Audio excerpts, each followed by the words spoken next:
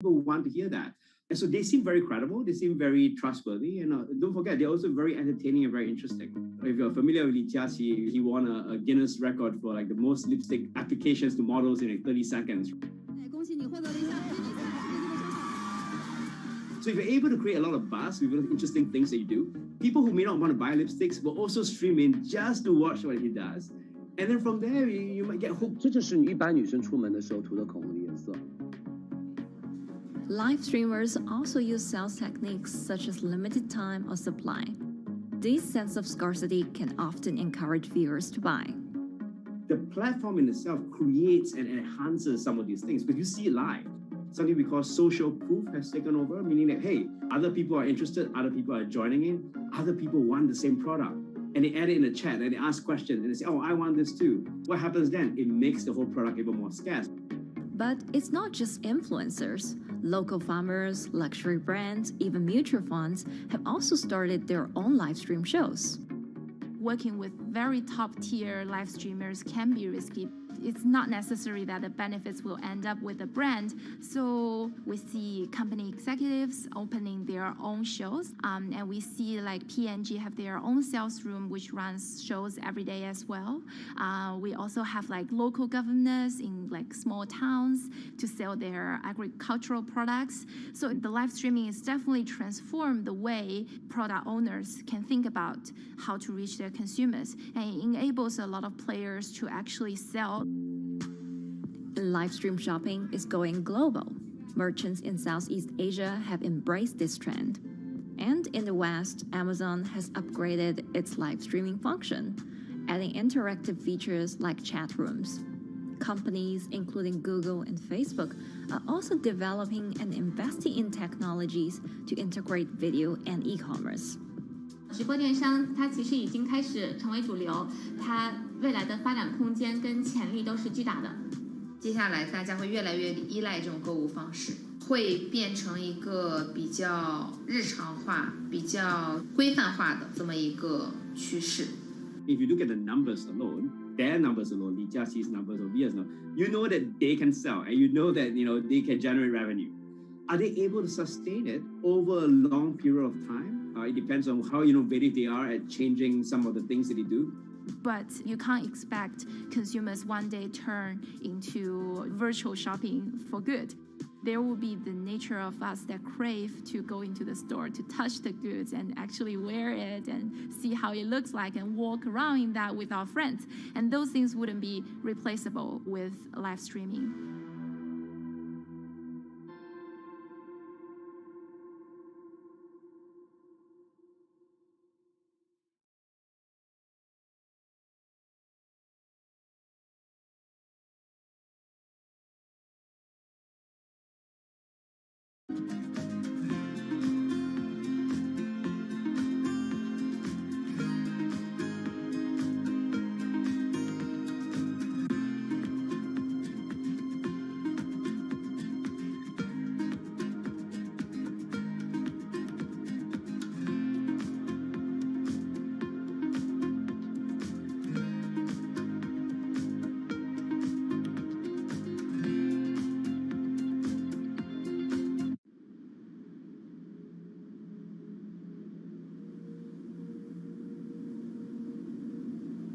You could imagine that the oceans are actually the largest battery.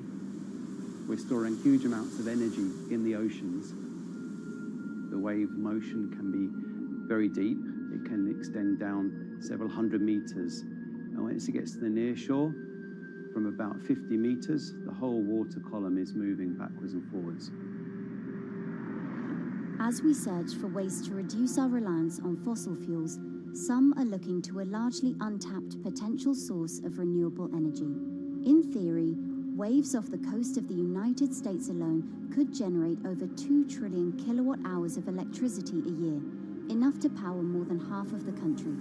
Waves intensify and subside not as quickly as the wind, and that means that it can produce a smoother power generation curve. One of the potential advantages of wave energy is that it could act as a complementary source of power compared to other renewables on the grid if it were to be scaled up to commercial scale.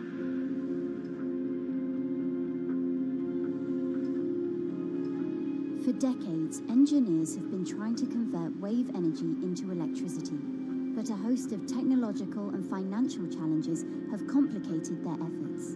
In the years from around 2006 to 2015, there were a spate of bankruptcies in the sector, and this was largely because of a lack of kind of continuous proven projects out at sea with reliable electricity generation. Since then, companies have been trying to develop the technologies at a steadier pace and with a smaller cash burn. But the same questions remain. Can companies develop devices and technologies that actually work? Is wave energy just a novelty or something that can become a major renewable energy source?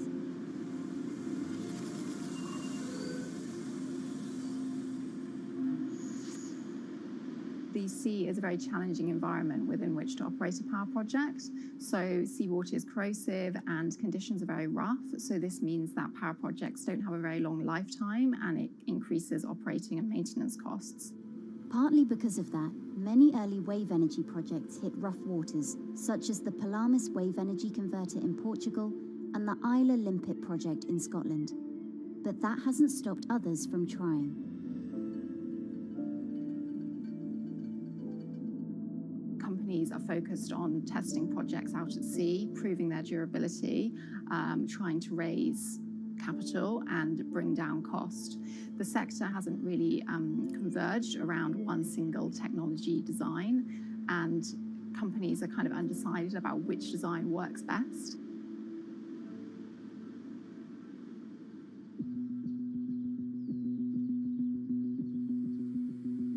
Finland-based AW Energy is a veteran in the sector.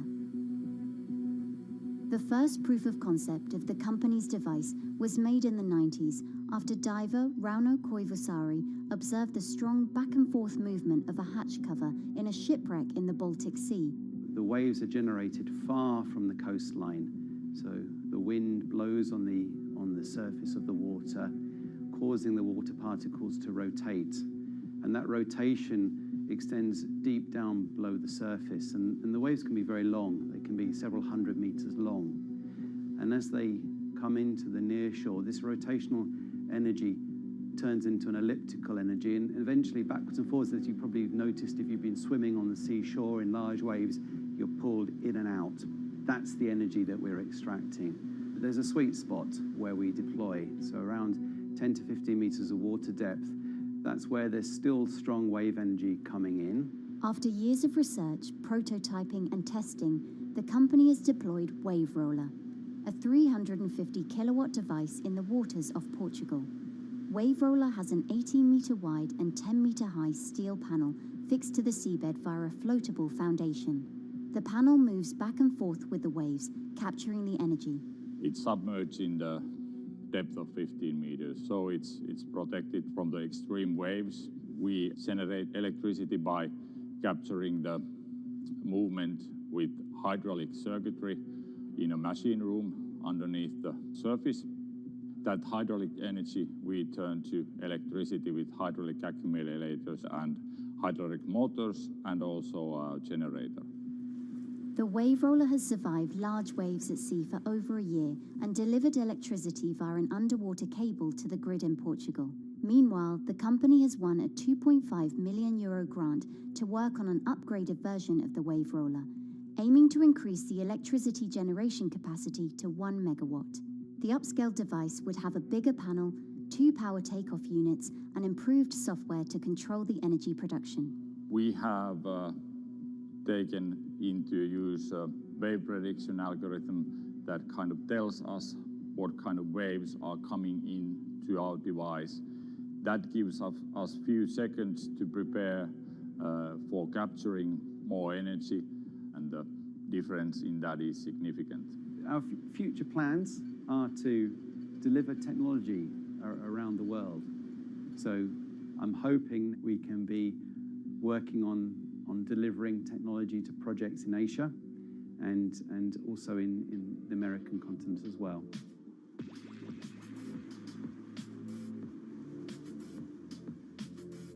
Meanwhile, Israeli company Eco Wave Power is taking a different approach to capturing the power of the ocean. For the company's founder, Ina Braverman, developing new sources of renewable energy is a personal mission.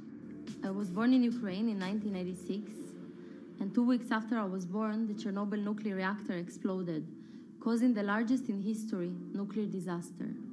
I was one of the babies that got hurt from the negative effects of such explosion. I had a respiratory arrest and a clinical death. Luckily, my mother, a nurse, approached my crib on time and gave me a mouth-to-mouth resuscitation, which saved my life.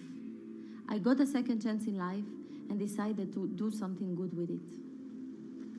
Growing up, Ina wanted to be a politician to positively change the world. After working as a translator at a renewable energy company, she decided to change paths. Solar and wind energy were fully commercialized. There were a lot of amazing technologies implemented everywhere.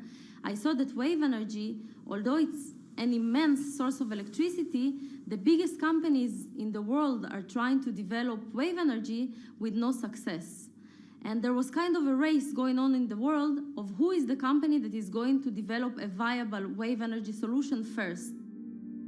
In 2011, the then 24-year-old Ina co-founded EcoWave Power. Instead of installing devices offshore, the company's devices are attached to existing breakwaters, jetties, and piers. Our technology is very cost efficient, especially in comparison to the offshore technologies, because we don't need any ships, divers, underwater mooring or cables. We install on existing man-made structures, and all our expensive equipment, the generator, the hydraulic conversion unit, the automation, is located on land just like a regular power station. This is the EcoWave Power conversion unit that has been operating in Jaffa Port since 2014 until 2020. Here you can see how the technology works. Basically, the floaters are going up and down and pushing the hydro cylinders, which transmit biodegradable fluid into land-located accumulators. A pressure is being built. The higher the waves, the higher the pressure, which is used to turn the hydro motor, which is turning the generators.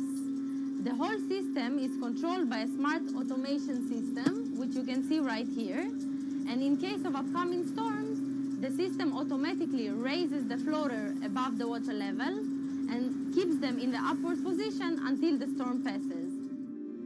The company has been operating a 100-kilowatt grid-connected device in Gibraltar since 2016, which is enough to power 100 households. Currently, Ina and her team are working on another 100-kilowatt project at the port of Jaffa in Tel Aviv. The project will be also the first time in the history of Israel that wave energy will officially connect to the electrical grid.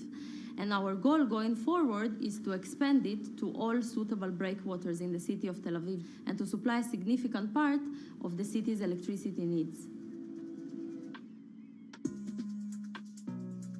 Today, engineers and entrepreneurs are still trying to crack wave energy. Globally, only a few hundred kilowatts of wave energy are deployed, compared with gigawatts of offshore wind. But the field has come a long way in recent years, and with the right engineering solutions, this new power source could eventually become competitive with more mature renewables like solar and wind. I would have a lot more confidence in the success of wave energy companies today as opposed to like 20 years ago. But in the next few years, or maybe the next couple of decades, it will be more likely to be used in remote locations like islands that are otherwise dependent on expensive diesel power, or out at sea on gas decommissioning rigs, or for powering underwater autonomous vehicles. So definitely, wave energy can compete with other renewable energy sources, but I personally believe that this is not a competition. In order to have a 100% renewable energy friendly world, we need all renewable energy sources to work together.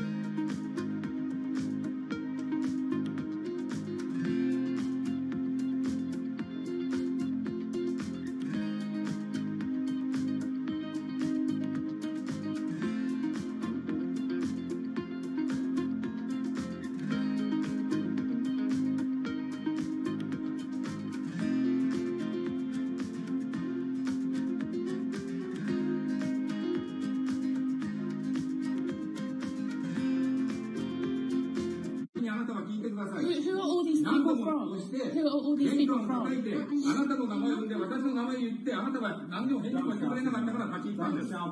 So can you please tell me? I'm not going to... please wait. You know, I've covered a lot of companies. I've covered a lot of Machiavellian companies where, you know, people play rough. I don't think I've ever seen anything on the scale of Nissan. He is making you, but you act for Nissan. I mean, it's corrupt. The system is... One of the most dramatic elements was Ravinder Pasi's home being raided by court officials in Yokohama. You scared my wife. You scared my children. I worked in Nissan for 16 years. So Rav Pasi's journey into the darkest recesses of the Japanese corporate world started when he was the general counsel, the highest corporate lawyer position in the company. In the past few minutes, Nissan has revealed that its chairman has been arrested after allegations of serious misconduct. He was tasked with investigating Carlos Ghosn. And he was told, conduct an internal investigation and get to the heart of the matter. And then along the way, he started to notice serious conflicts of interest. He is one of the few people who knows an extreme amount of detail regarding the alleged crimes by Carlos Ghosn. And he's now ready to tell his own story on the record about some of the events that happened.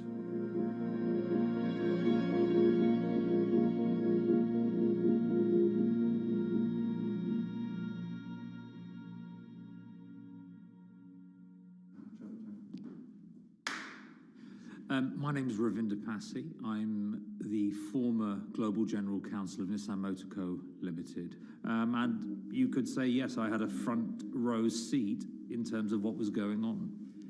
When Carlos Ghosn saved Nissan years ago, he was depicted in Japanese comic books as this hero, and now maybe we'll see comic books where he's the villain.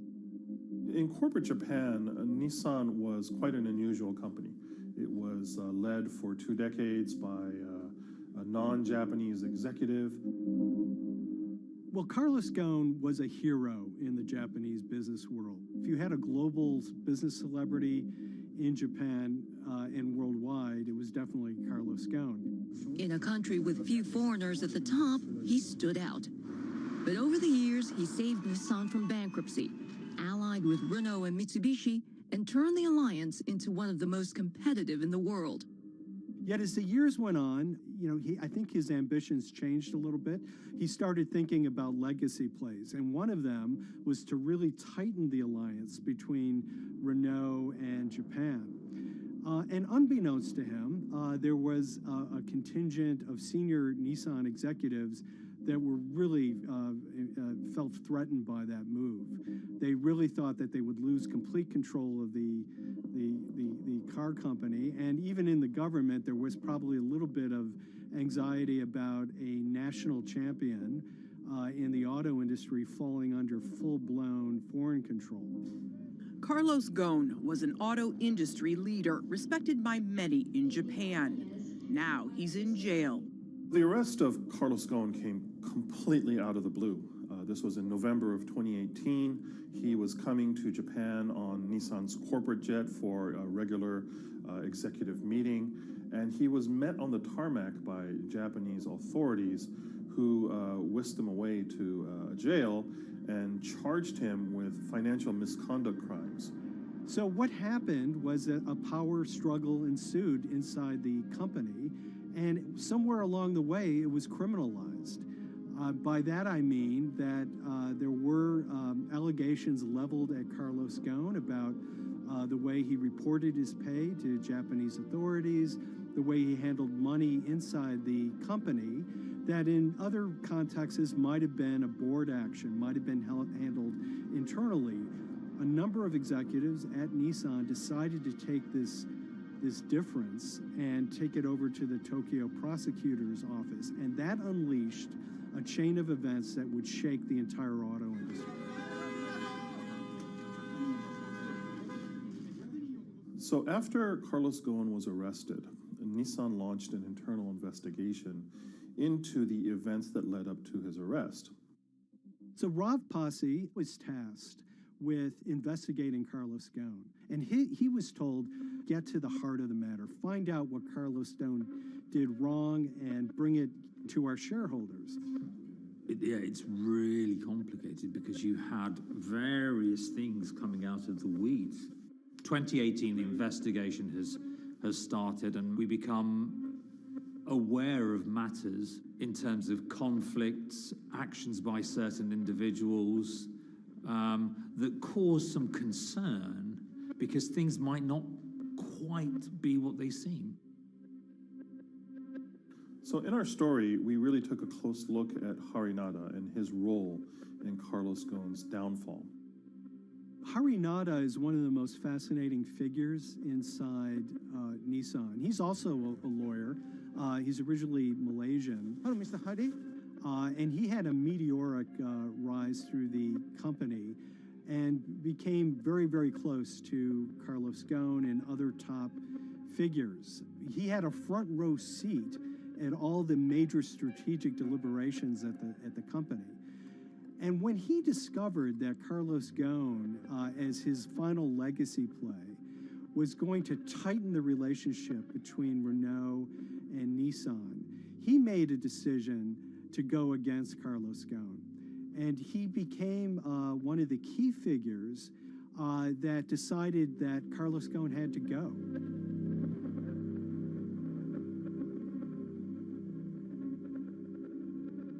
Harinada was somebody who actually recruited me into the company, so I have a long-standing relationship with him, or did have a long-standing relationship with him.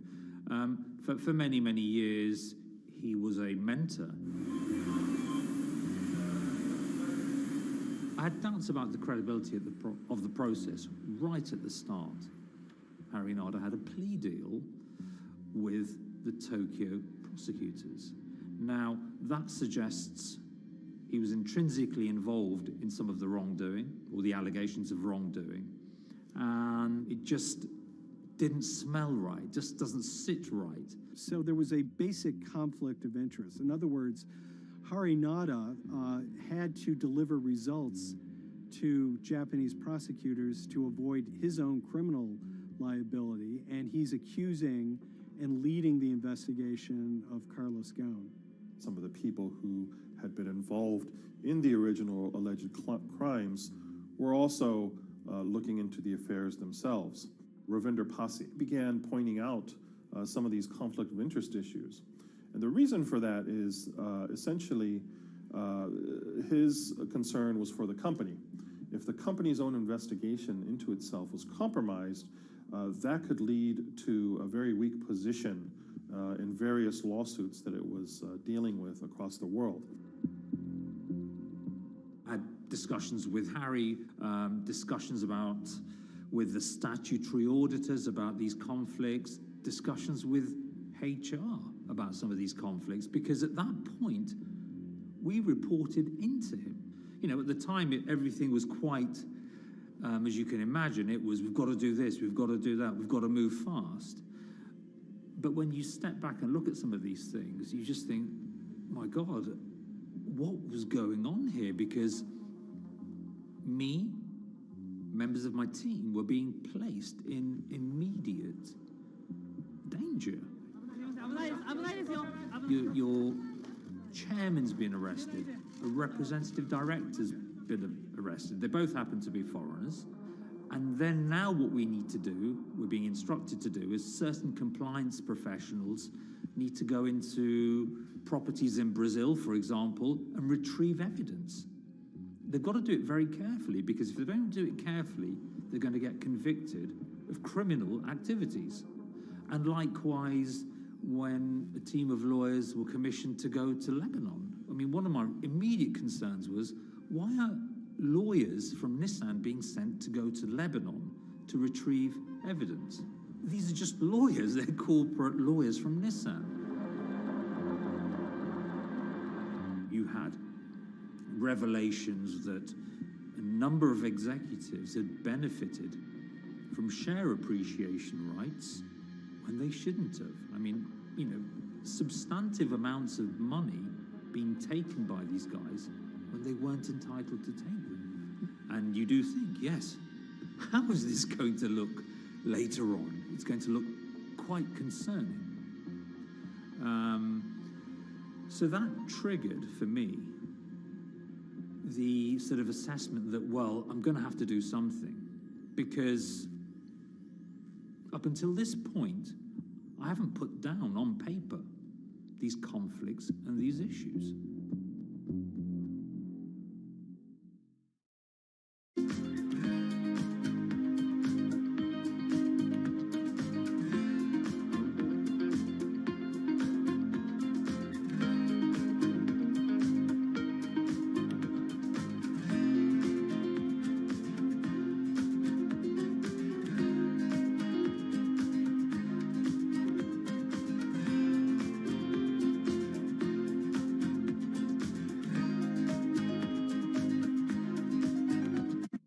So Rav Pasi makes a fateful move. He writes this letter to the board listing every suspicion he has in great detail, backed up by evidence, backed up by memos, of why this internal investigation had serious problems.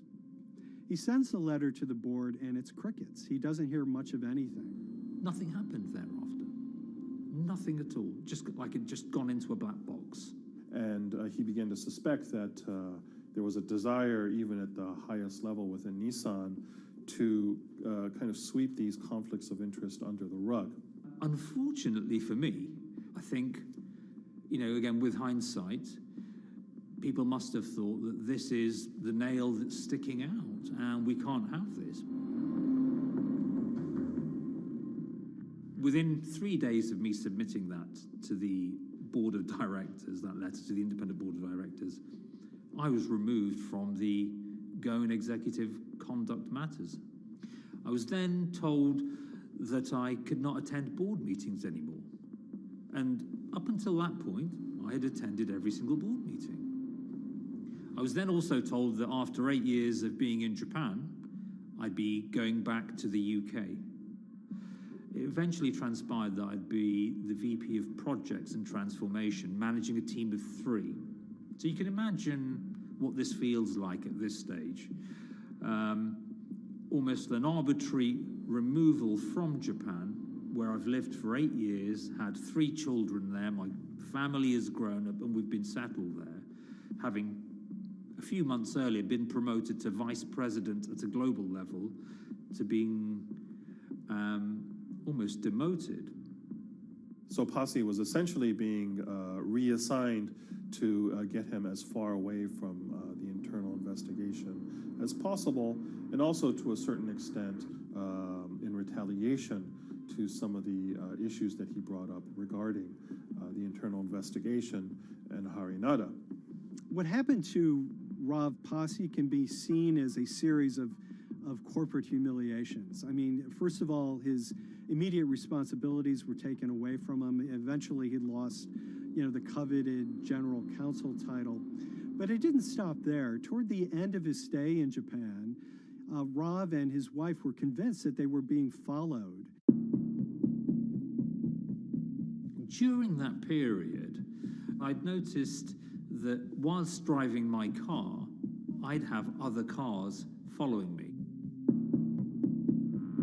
First time I noticed this was around mid-March, and I was driving, I can't remember where I was going, but this grey van, small van, just literally started following me. And I noticed that there was somebody in the car taking pictures. And lo and behold, we were absolutely being followed either by people on foot or other individuals, 2 or 3, normally 2 burly men in a car, different cars at different times, following us around. They were following the family as well. And, you know, given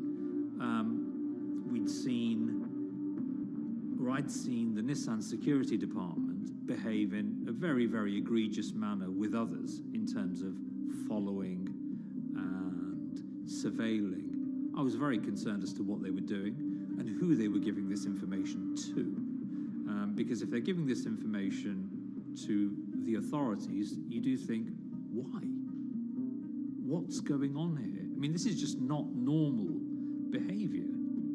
And this all culminated in a rather dramatic event in the middle of 2020. Who are you people?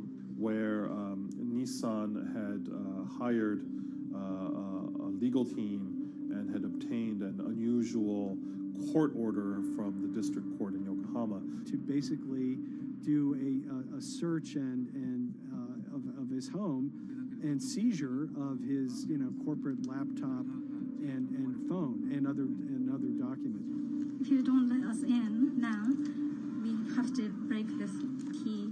So it's a pretty extreme way to treat someone who'd spent 16 years at the company. These people have all come in. We don't really know who they are, apart from the fact that I've been shown a badge that says the Yokohama court. And they're here to recover a laptop and a mobile phone. It was even more weird because I'd highlighted to the directors that certain Nissan executives were trying to recover this laptop and this phone whilst I was still in Japan.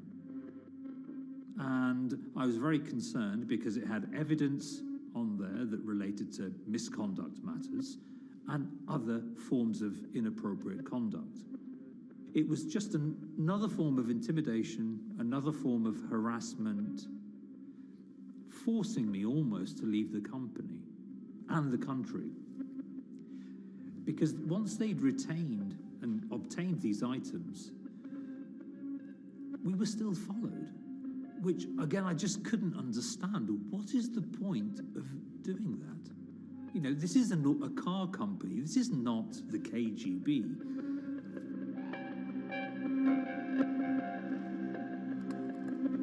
I think it's fair to say that Rav Pasi didn't have full battlefield awareness of all the intrigue going on at Nissan. I mean, Hari Nada is interesting because he's both charismatic and charming, and one of the most brutal corporate infighters one could ever run across. This is a confidential company email, right? You should not have this.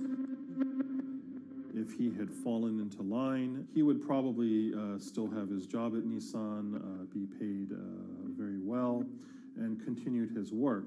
A career that he spent 16 years building at Nissan is irretrievably broken. It's been smashed to smithereens. He and his family paid a huge price, certainly. But in terms of being able to sleep at night, I think, he's come out ahead. I highlighted issues to the highest levels of the company so that they could be dealt with appropriately by those in charge. There was no response to those, and there was retaliation against me. What's really profound, like absolutely profound, is that none of your colleagues, I mean people who you have known for years, forget it. Yeah. You're on your own. Yeah. And you got to be ready for that. You've got to be ready for that. If you take it on anyway.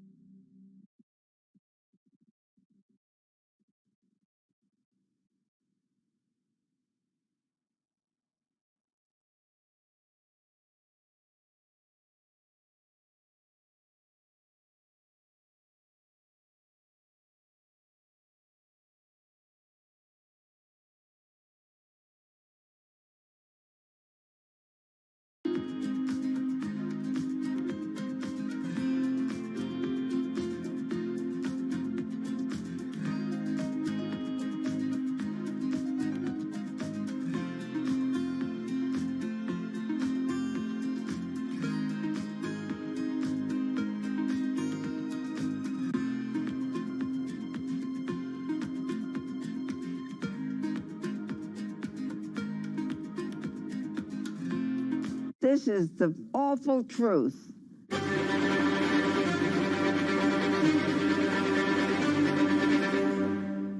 There's always someone in the family that's pushing it.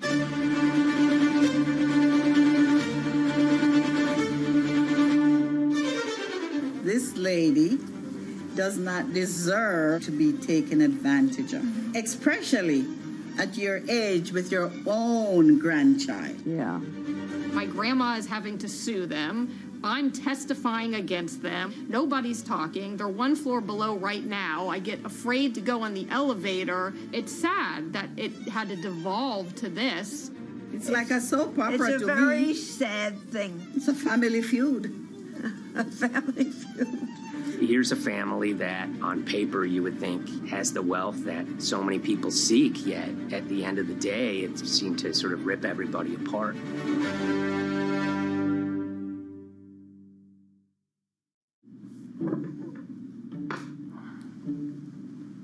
My name's Tom Schoenberg. I'm a senior reporter here at Bloomberg News, cover financial enforcement.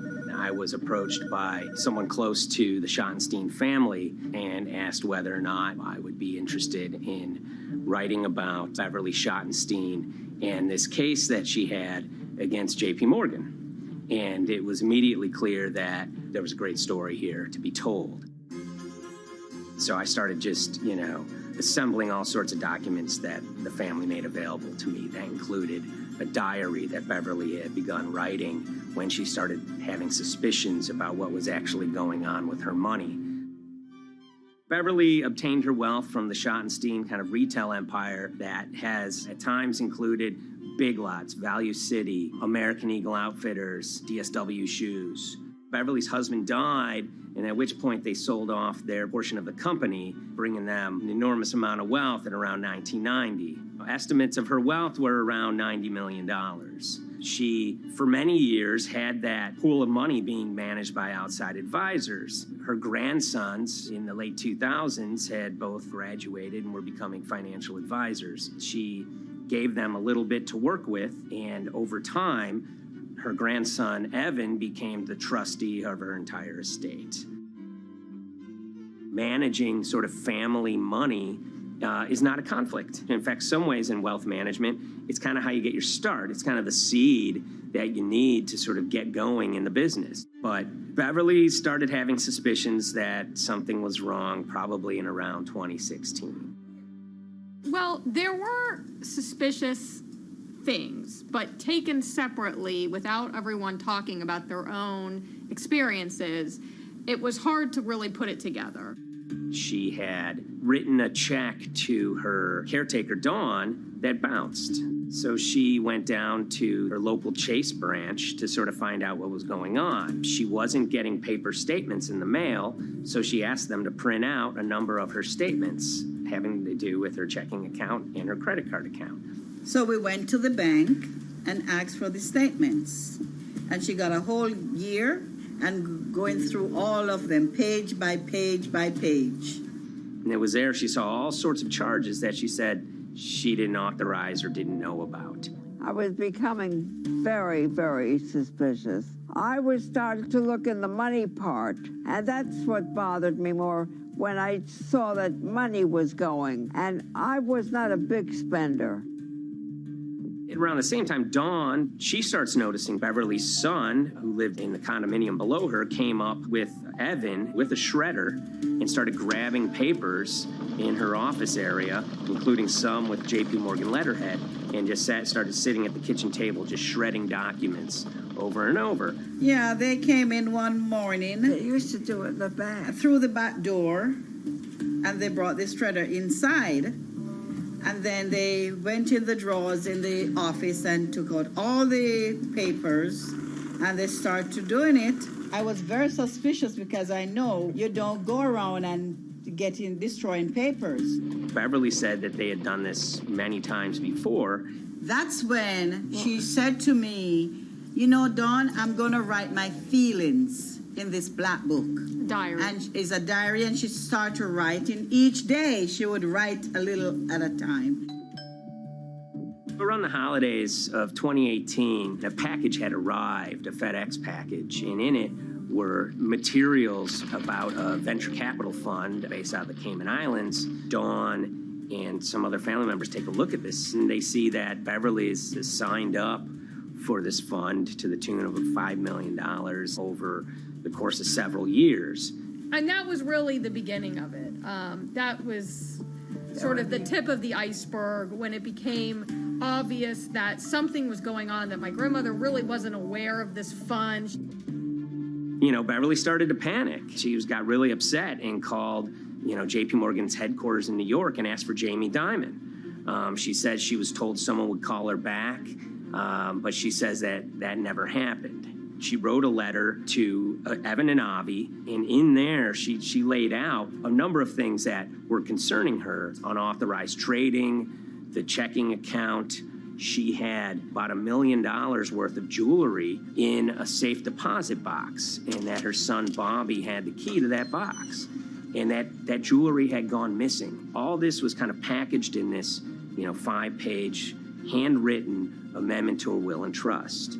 There's such an evolving narrative about why the jewelry was taken. The only truth we really know is that the jewelry is gone. But why it happened, there have been a lot of different stories. You just don't take your mother's wonderful things and hand it out. And they emailed that note to J.P. Morgan to seize all activity on her account. And it ended up setting off a firestorm after that. As soon as they got this email that there was a cease and desist and that she wanted to send her money and change brokerage firms, they were actually vacationing one floor below downstairs. They're there right now. The next day, Beverly's in her place. The granddaughter's still in her place visiting. Dawn is there, and up comes Bobby kind of barging through the door.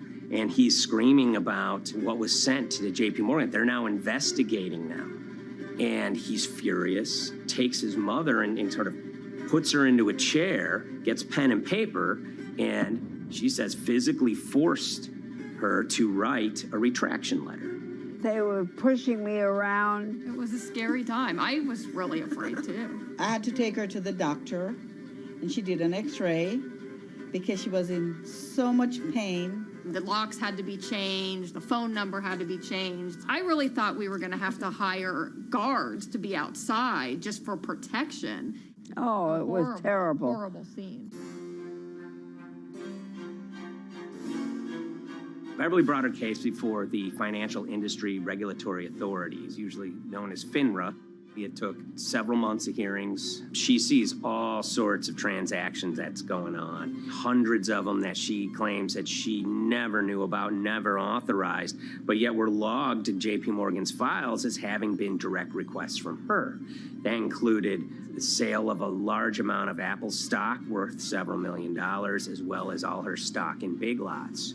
Over the course of their time with J.P. Morgan, Evan and Avi were making all sorts of trading on her account that was generating millions of dollars in commissions for themselves and the bank, yet she was not sort of getting any of the type of gains that you would expect sort of an $80 million account in a bullish market to be able to get. They issued a ruling entirely in her favor, finding that her grandsons, as well as J.P. Morgan, they were liable for violating their fiduciary duty, misrepresenting themselves, and they also found that the bank and her grandson, Evan, were liable for elder abuse. Evan and Avi, they were fired from J.P. Morgan. They issued an award of about $19 million. I reached out for comment, and J.P. Morgan emphasized that Evan and Avi were no longer with the firm and that their actions do not represent the sort of values of the bank. I reached out to Evan and Avi, heard back from their lawyer saying that, they disagree with the law and the facts that FINRA kind of used to decide the case against them and are seeing if they can have it withdrawn. Her son, Bobby, wrote her a letter, said his sons weren't criminals, and he also admits to taking her jewelry. And he says he needed it to pay off some bad business debts he had. They never once came up to say, I'm sorry. If there had been an apology and some acceptance, and asking for forgiveness from my grandmother, I don't think we'd be in the position that we are now. Since the piece came out, we've received dozens of messages from people, many of whom are telling their own sort of personal tales of, kind of financial advisors gone bad, or family members who got control of an estate and abused, those within. It seems that it's really resonated with a lot of people. I keep, hearing a lot of feedback about Beverly and how, a lot of people feel she did the right thing. You're never too old to stand up for yourself and try to right an injustice. She was adamant that she wanted to stand up for herself, but at the end of the day, they did wrong. It's a painful life lesson. Beverly taught them that you don't mess with grandma.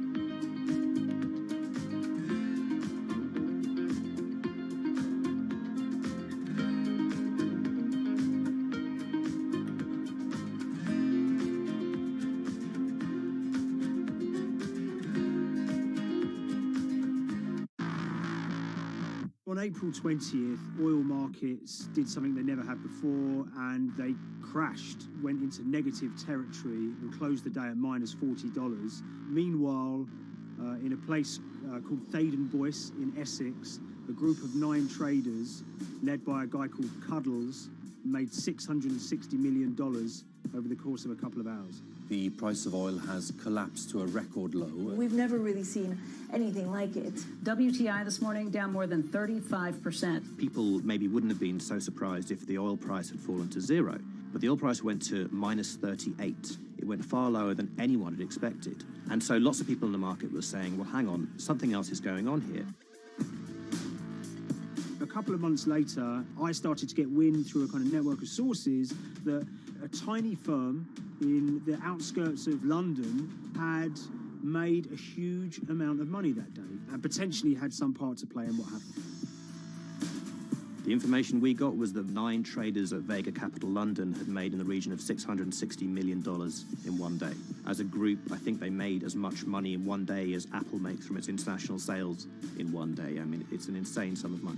Did they pull off a fantastic trade? Did they predict the way the market was moving and get it absolutely right? Or was there something else going on, and had they actually done something that breached market rules in a bid to sort of push the market? And that investigation is ongoing.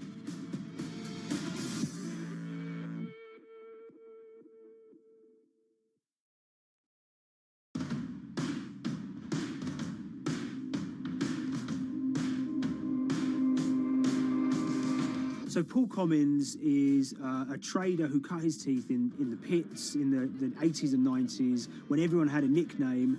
His was Cuddles. If you can imagine, that was a very sort of cutthroat type of world where people are doing, hundreds of thousands and millions of dollar trades by shouting at each other, giving hand signals, and then sort of scrawling on scraps of paper.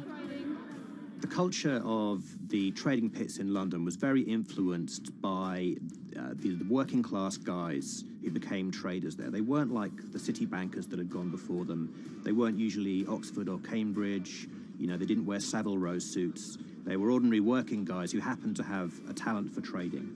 And a lot of them came from Essex. I think it was 400 traders in the pits, and Cuddles in his oil and gas pit was described to us as amongst the top 3. Amongst that, was very successful and made very large amounts of money as a young man. But inevitably, mechanization and the arrival of electronic markets was the kind of death knell for the pits. And in 2005, the IPE closed down. And when the pits shut down, a lot of the traders who worked there lost their jobs or quit or went to work for financial institutions. But Paul Commins decided to start his own trading collective out in Essex.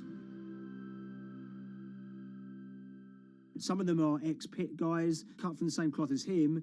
Lots of them are actually sort of in their 20s, and they're his, drinking buddy's son, or they're his own kids' friends from football. They're young lads, hungry and ambitious, and he brings them into the fold. And fairly shortly, he's got, maybe a dozen or so traders that they're independent, let's be clear, but they're all part of this collective.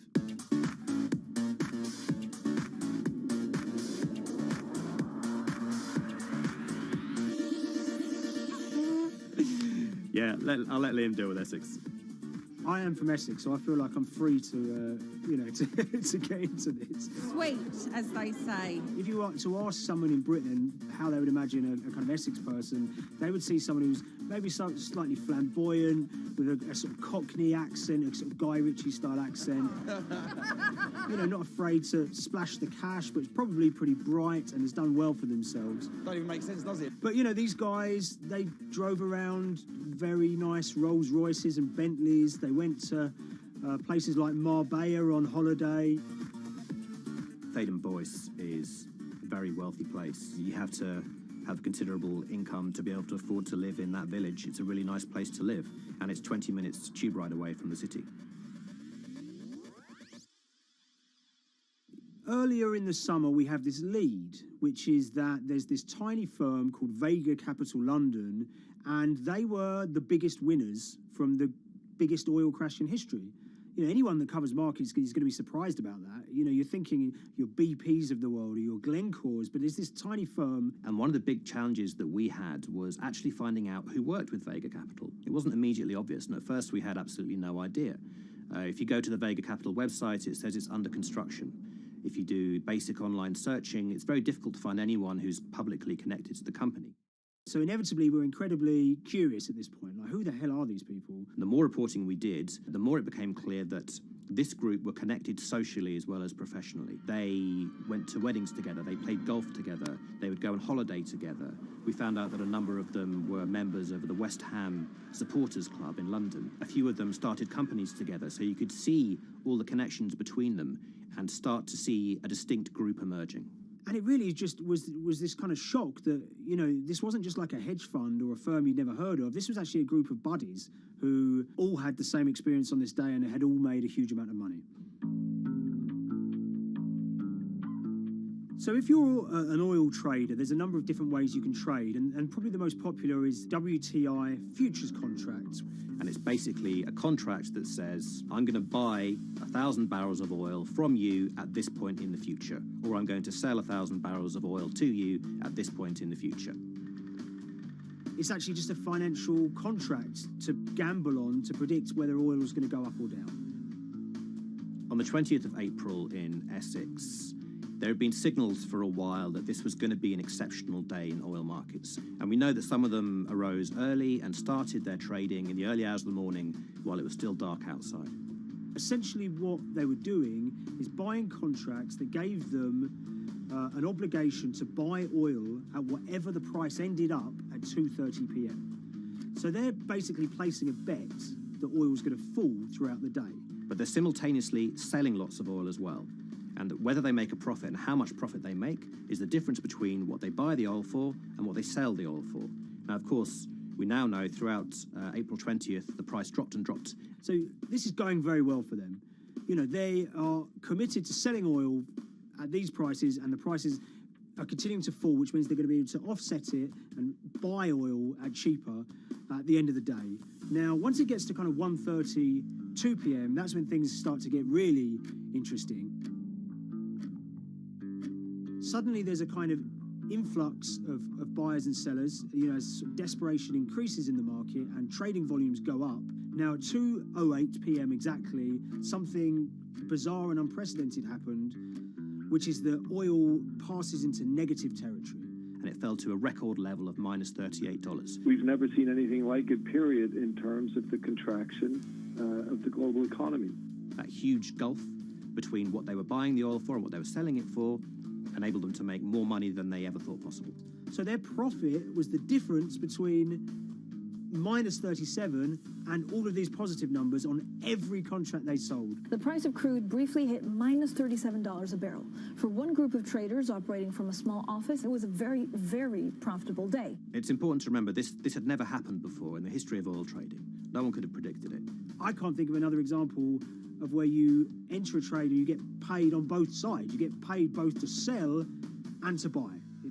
It's unthinkable. One thing we know about the Cuddles Trading Arcade is that they were very comfortable taking large risks. And, you have to be clear, this was a large risk.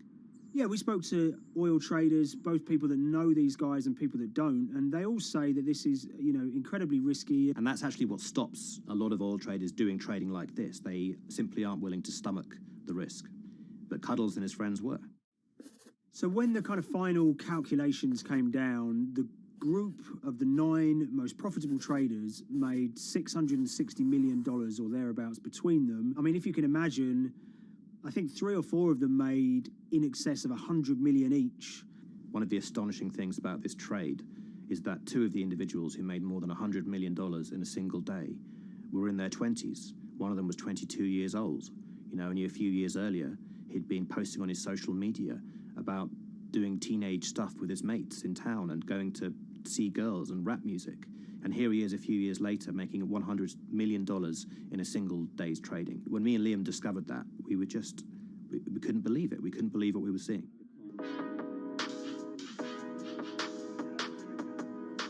Oil trading is a zero-sum game. Anytime you're making money as an oil trader, someone else is losing it. Amongst the biggest losers were the investors in this Chinese fund, Crude Oil Treasure Fund. There were thousands of them, and they lost everything. Lots of people had put their savings into oil funds. They lost money that day.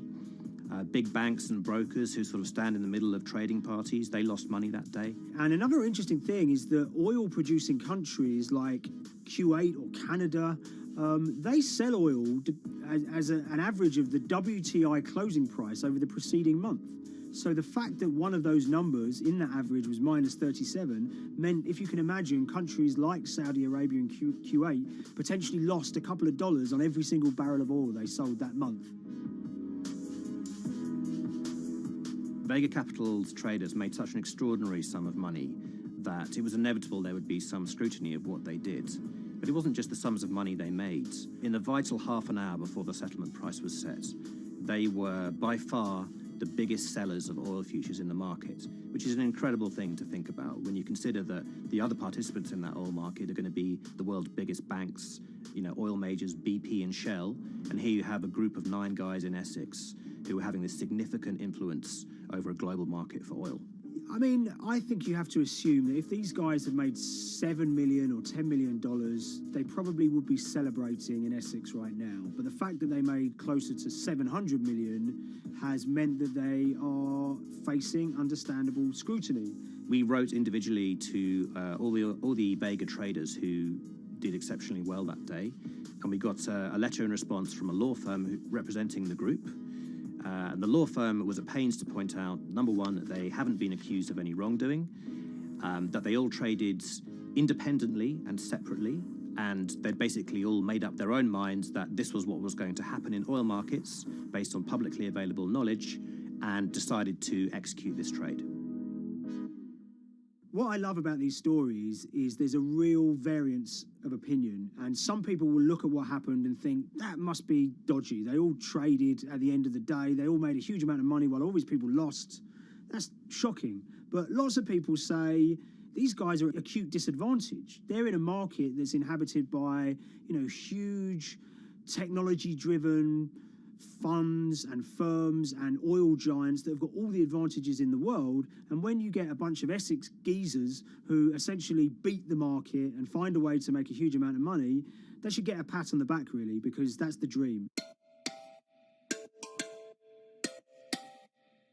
Since this happened, a lot of the guys have stopped trading the monthly settlements that they'd done so well at in the past. Several of them have set up new companies. They've essentially gone very quiet. Any kind of social media presence they had has kind of closed down. By all accounts, they're, waiting this out. It's certainly too early to try and predict how the regulatory investigations are going to pan out. We just don't know. There's a number of potential outcomes for these guys. Potential punishments if there are any findings of manipulation against Vega or anyone affiliated with it might be you could be fined, you could be banned from trading, and in the most extreme cases there have even been criminal prosecutions in the past of people who have been found to have been manipulating the settlement and misconduct related to trade at settlement. There are other outcomes too. One obvious one is going to be that they're able to walk away from this life-changing trade with all the money that they made and celebrated as heroes in the trading community. That they'll go down as legends.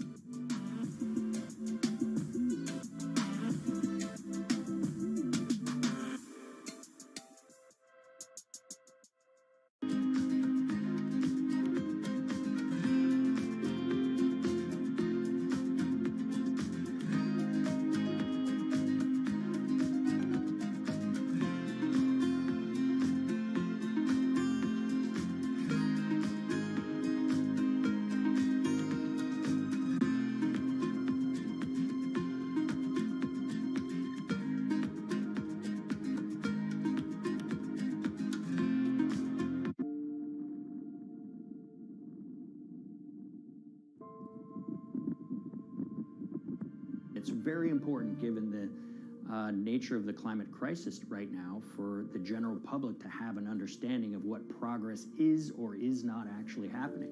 And I think many readers right now, they'll see these hundreds and hundreds of companies making these big, bold climate claims.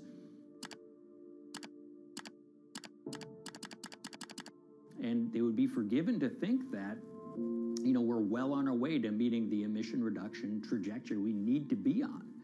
And the reality of the matter is we're just not on that trajectory.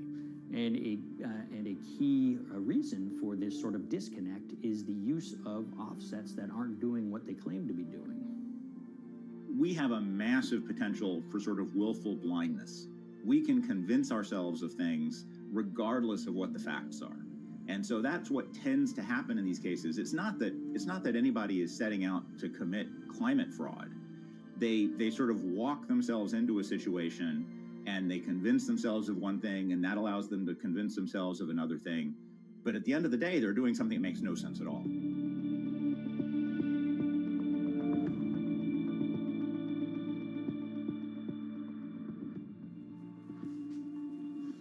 My name is Ben Elgin. I wrote the story about how the billion-dollar market for carbon offsets is setting back the fight against climate change. So one of the challenges in reporting on carbon offsets and trying to figure out what's going on is really finding good experts who have been steeped in this marketplace and are willing to candidly talk about it. One of the best people for this is a fellow named Mark Trexler, and I've been talking to him for more than a decade. My name is Mark Trexler. I've worked in climate change for the last 30 years.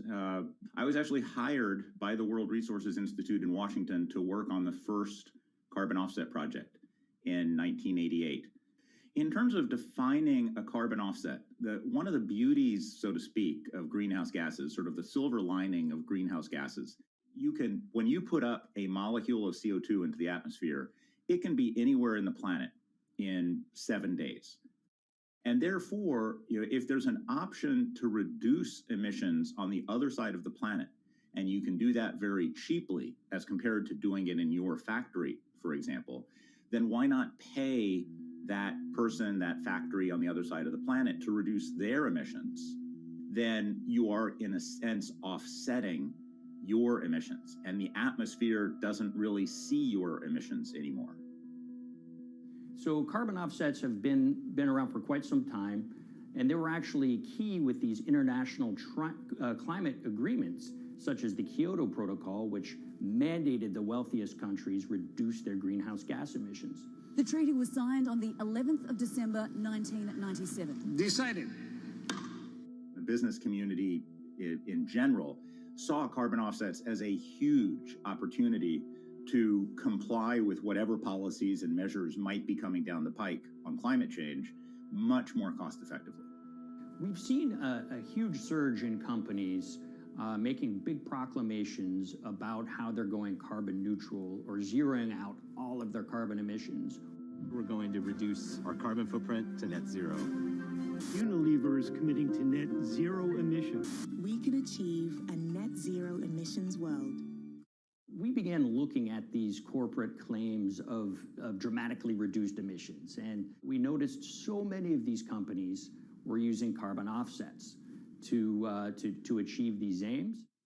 And as we began to look at the carbon offset projects themselves, what we found is that the environmental benefits claimed by these companies are not actually what they seem to be.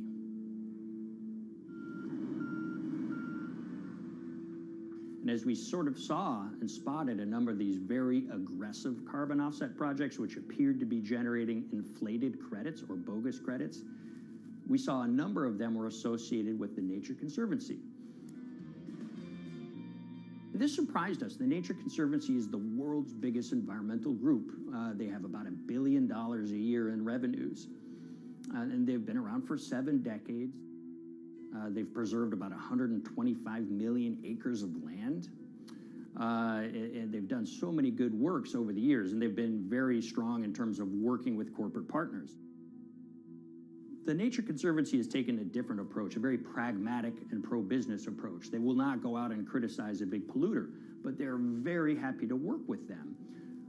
Some might say that, well, that's selling out, but others would say, and those at the Nature Conservancy would say, these companies have deep pockets. They can help fund important preservation work, and we have absolutely no problem working with them on this stuff. So companies are very warm, and they've partnered with the Nature Conservancy for many years. And yeah, it definitely lends a sheen of credibility to these projects. Here's 20 new reasons to visit Disney World this year. 1, 2, if you look at, for instance, Disney, that's a sprawling company with theme parks and cruise lines that burn up diesel fuel. They have office buildings and television studios that consume electricity. So these companies are trying to make major reductions in their carbon footprints, but it's very difficult to change these fundamental ways their businesses operate. So Disney has been a big buyer of carbon offsets that are orchestrated by the Nature Conservancy. One of the projects that they buy from is called Pennsylvania Ridges.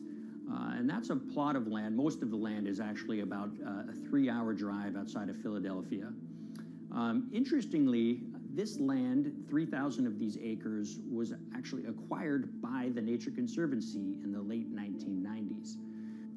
This land was imminently threatened. There was a pending logging contract on this land. So they do what they've done so well for all of these years, which is they go out, they raise money from local philanthropists, and they go buy this land to protect it from developers and loggers. And at the time, according to an archived version of the Nature Conservancy's website, when they were proudly announcing this deal, they said, these threats have been abated because of this acquisition by the Nature Conservancy. So it's really interesting now, fast forward 2 decades to earlier this year when they put forward this carbon project. And if you look through it, this land is a key part of that carbon project. And what they're now saying is this land is now, once again, imminently threatened. 72% of the trees are going to be cut within 5 years. Now, this is just astounding because this land is owned by the Nature Conservancy. They do not clear-cut land that they've bought through philanthropic donations. So this scenario that they've put forward to get carbon revenues is not really plausible. And what that means is when you have Disney coming in and buying these credits, when it eventually lowers its carbon footprint because of these credits, well, that won't be a credible or truthful claim by Disney.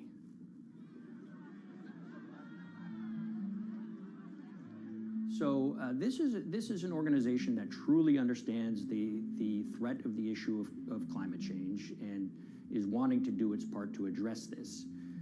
However, in this situation, it just appears their drive, which they've had for decades, to increase the amount of revenues that it can use for land preservation work, Nature Conservancy and many others see that carbon credits as a pot of money that they can tap into to further their own benevolent aims. But unfortunately, what this has resulted in is claims of climate progress that just aren't really happening. So the Nature Conservancy defends vigorously these deals, and they and others will say, look, our projects are just following the rules that these registries set up. So some would also put some of the blame on the registries themselves because they're setting up the rules which allow these vapid projects to get up and sold. So we've reached out to all of the companies we mentioned in this story, including Disney. They didn't want to be interviewed for this story, but they all told us that, look, we have to rely on the experts out there, and those experts, they say, are these carbon registries that have been set up. Most of these Nature Conservancy deals are set up and sold on this exchange. It's called the American Carbon Registry. Now, it's the oldest of these registries that allow voluntary carbon credits to be sold. They've been around since 1996. What these offset registries do is they set up rules, and any carbon offset project has to follow those rules. But there's this tension that's always there. If the rules are too strict, then it's going to be very hard for carbon offset projects to get up and running. So there's this balance going on where the registries want rules that attract projects, but they don't want it to be so strict where it will disincentivize projects from getting listed. One of the challenges with designing carbon offset systems is that there are normally two people at the table. You have buyers and you have sellers. And to some extent, you have policymakers, but you know, the buyers and the sellers are really the ones with the expertise, with the incentive to really participate hard, make a lot of things happen. And the challenge there is that both of them sort of want the same thing, or they're both happy with the same thing. They're happy with low-cost offsets and a lot of them, because that works for their business model. You end up, though, with nobody really representing the atmosphere, so to speak. Nobody's really representing the climate in those discussions. And so the policies end up biasing the whole system, and you end up in sort of a race to the bottom, and that's what we've seen happen. You know, when it comes specifically to the topic of carbon offsets, you know, I am a fan of carbon offsets in the sense that they can help mitigate climate change. They absolutely can. But, you know, if we're not going to do it correctly in a way that actually does help mitigate climate change, then it's nothing but a distraction. And, you know, after 30 years, you have to start wondering, is it really just a distraction? And that's really unfortunate, but that's where we are. Ultimately, what needs to happen is systemic change. You know, we're sort of nibbling around the edges with some of these different things. We need to change how we produce energy. We need to change how we transport ourselves. We need to change what and how we eat. You know, we need systemic change associated with transitioning to a low-carbon economy. A lot of what we're doing today is not promoting systemic change. It's sort of trying to stick your thumb in the dike to preserve the current system. And at the end of the day, that can't really work.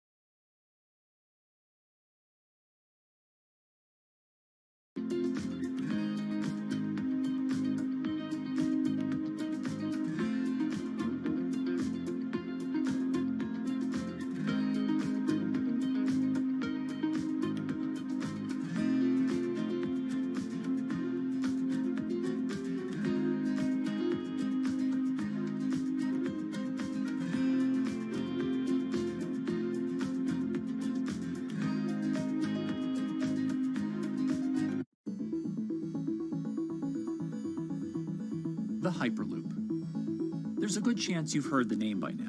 This is the Hyperloop system. It can take people hundreds of miles in minutes. The Hyperloop, a series of tubes that would transport people in pods at ultra-high speeds over long distances. This is a remarkable new form of transportation that can whisk people from city to city in a flash. 29 minutes from New York to D.C., 30 minutes from L.A. to San Francisco. For years, we've been seeing these futuristic, utopian renderings of some cross between a spaceship and a monorail. But lately, the Hyperloop is becoming much more real. Yes. It was surreal to be even sitting inside a Hyperloop, and just even more incredible to actually be like riding down a track in something that was nothing more than a crazy idea 6 years before. Companies all around the world have been developing and testing the technology needed to propel passengers at speeds of over 1,000 kilometers per hour.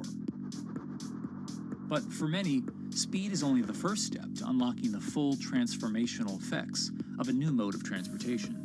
Fast is what we just sort of take for granted in the Hyperloop world. It's the network effects that really deliver the benefit. And that opens up a completely different scale of economic opportunity.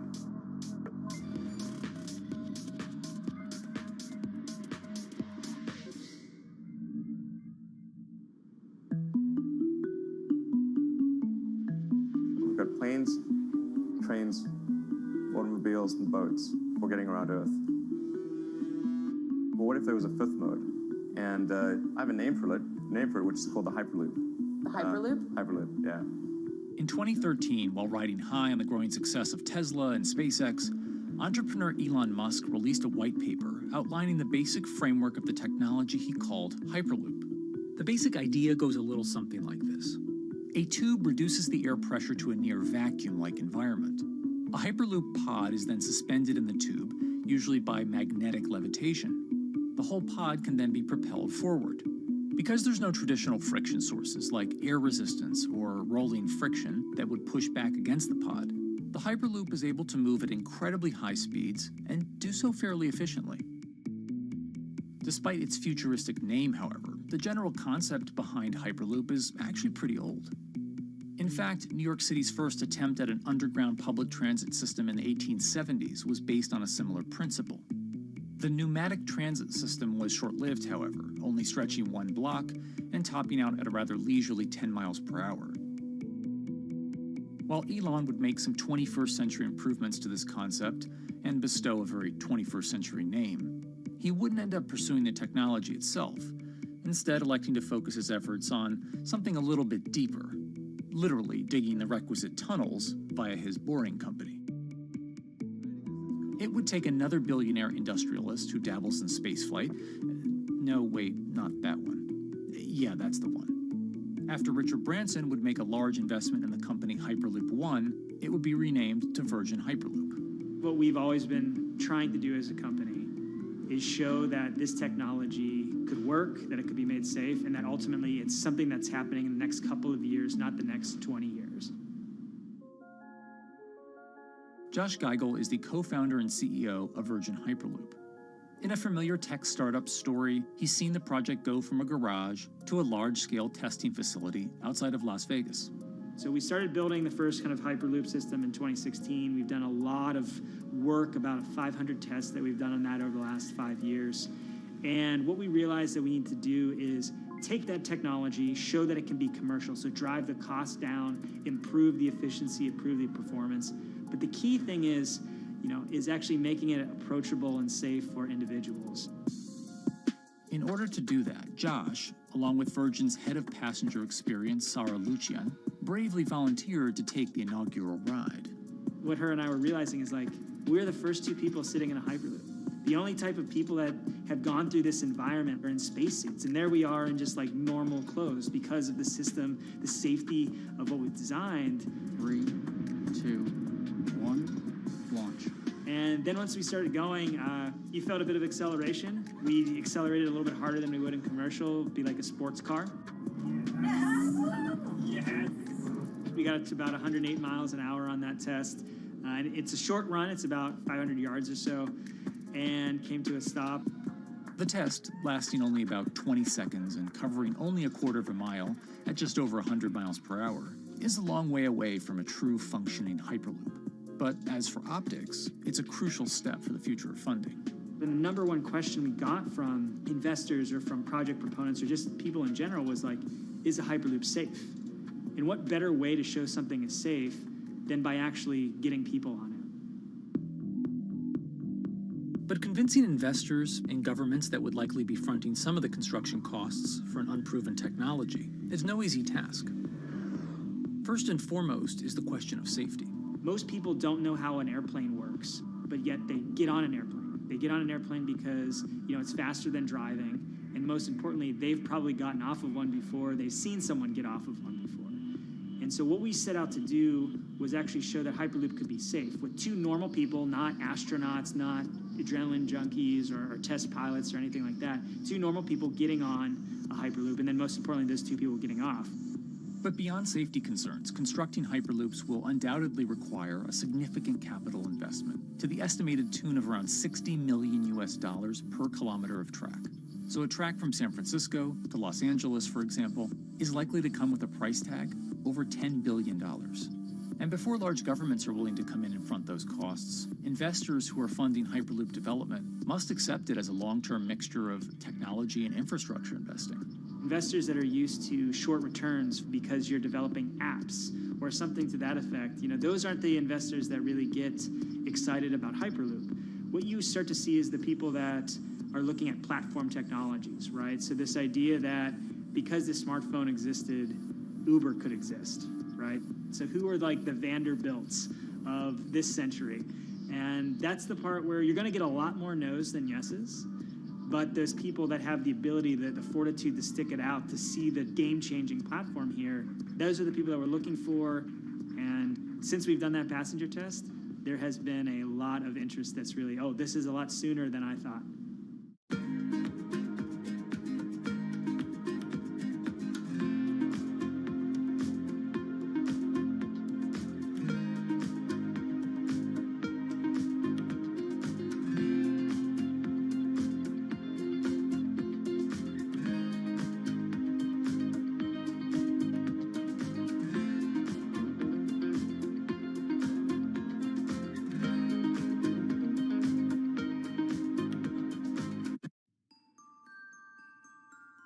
Envisioning the ripple effects of what Hyperloop could achieve, though, is fairly challenging at this stage of development.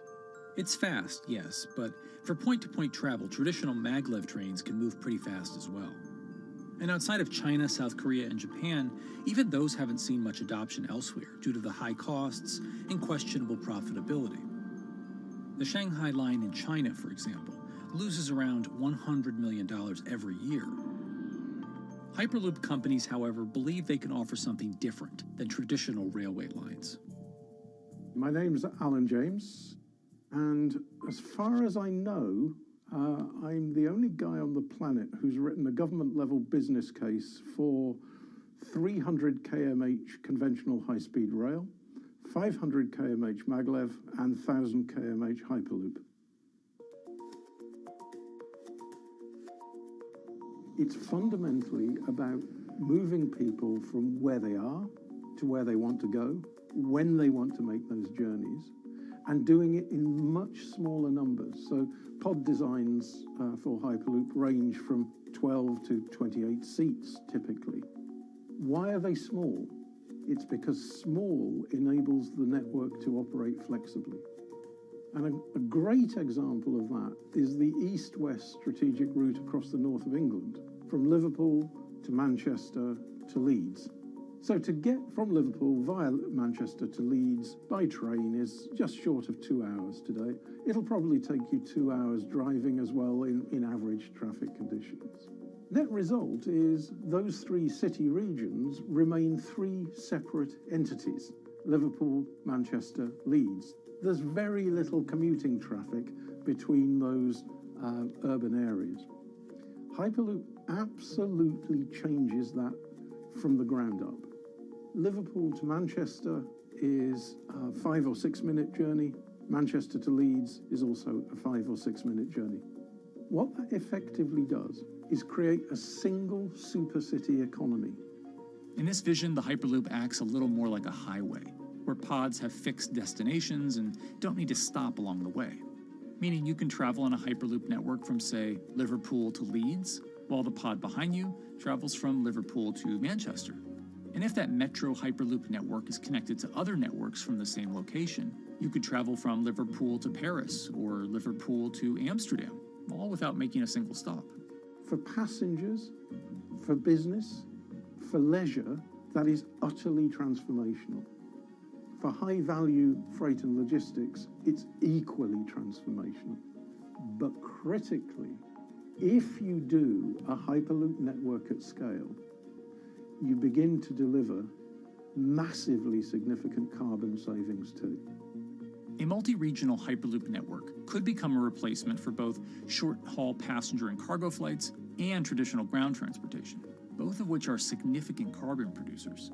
One Hyperloop-connected distribution hub, perhaps at an airport that is predominantly used for international air freight, replacing maybe 10, 12, 15 distributed road hubs. It takes a lot of polluting and inefficient truck haulage off the roads. That itself means roads gain extra capacity. Hyperloops will still need to use electricity to both move pods and maintain the near vacuum environment in the tube. Proponents of the technology believe that this can be done by using renewable sources, including a combination of solar panels and battery technology that could be used along the Hyperloop itself.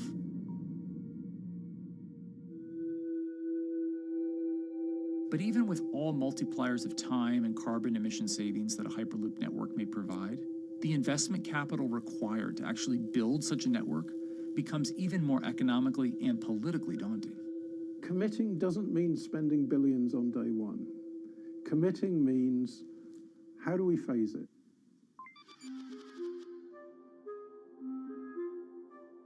One company in the Netherlands is working to develop that technology, and perhaps more importantly, the international coalition needed to make the Hyperloop network a reality. So we are here in Europe's first full-scale Hyperloop test facility, where we can already prove every conceptual technology of the Hyperloop. This is Tim Houter, a co-founder and CEO of Hart Hyperloop, headquartered in the city of Delft. And while this testing tube might not seem as large as others, inside is a key technology to create the on- and off-ramp type infrastructure of a Hyperloop network. That is, a lane switch. That's something we can already test here. You can actually see it here, that the track is diverging from one track into two. That makes it possible to eventually split up the Hyperloop track in two sections. And in that sense, you can create a complete Hyperloop network that in the end will make it possible to travel, for example, over a whole continent. Take Europe, for example, with the same ease as you can now travel with a metro in a city. The nice thing about this magnetic levitation system that we have developed is that there's absolutely zero moving components in the track. So, for example, if you have to do a lane switch, all you do is that the tube basically splits up, and statically the tracks also split up. And whenever the vehicle enters a switch, it either pulls itself to the right with its magnets, or it pulls itself to the left with its magnets.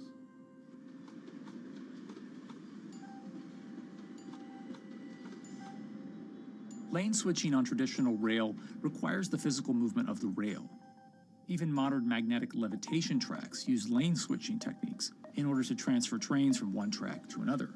And this is a very crucial element, because this is the thing that limits the capacity and, in the end, the usefulness of the rail network. Because the moment that a track is switching, that means that at that moment you are creating an unsafe environment for the trains behind it. So you need a lot of space between trains. In a Hyperloop, because you have no moving components in the track, all the vehicles can be much closer to each other. You can achieve a very high frequency and basically have your vehicles moving and merging in and out of the network very much like a highway.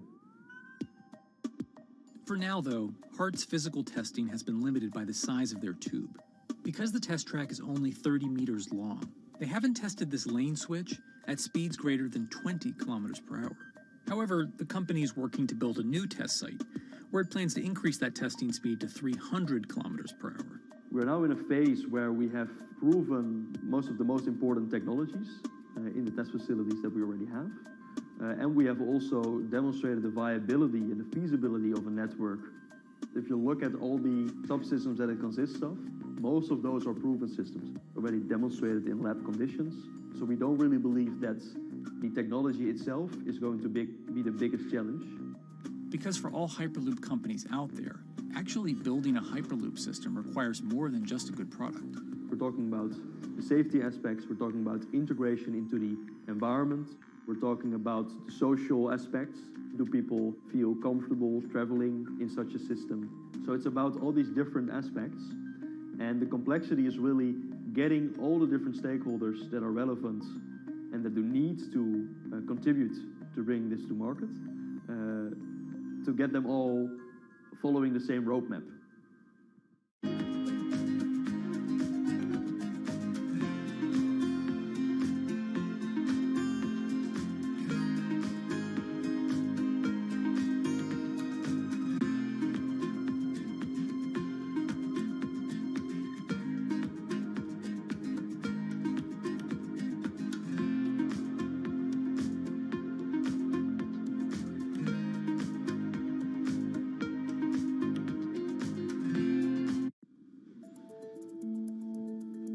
In order to help build this coalition of private and public interest in Hyperloop development, HART in 2018 partnered with other Hyperloop companies from Europe and Canada.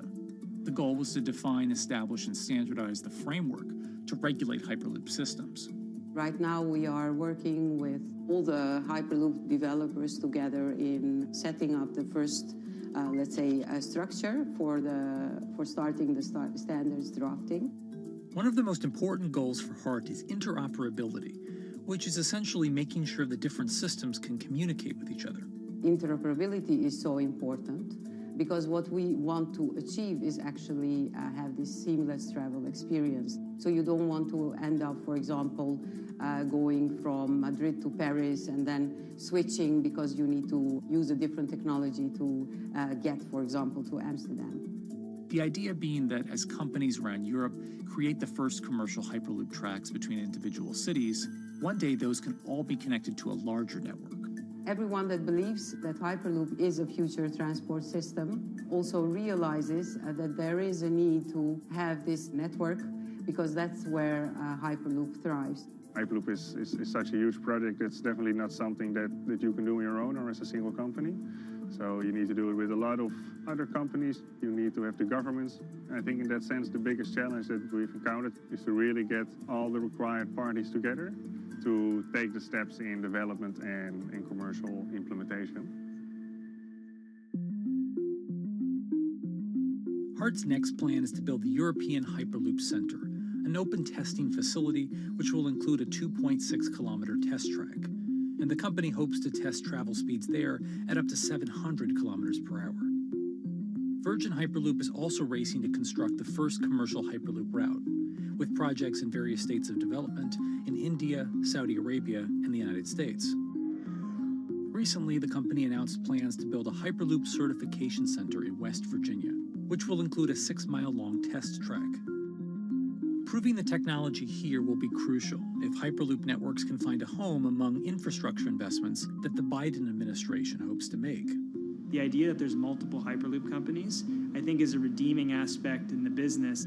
People really want to see something happen, so having multiple people move forward is good for that.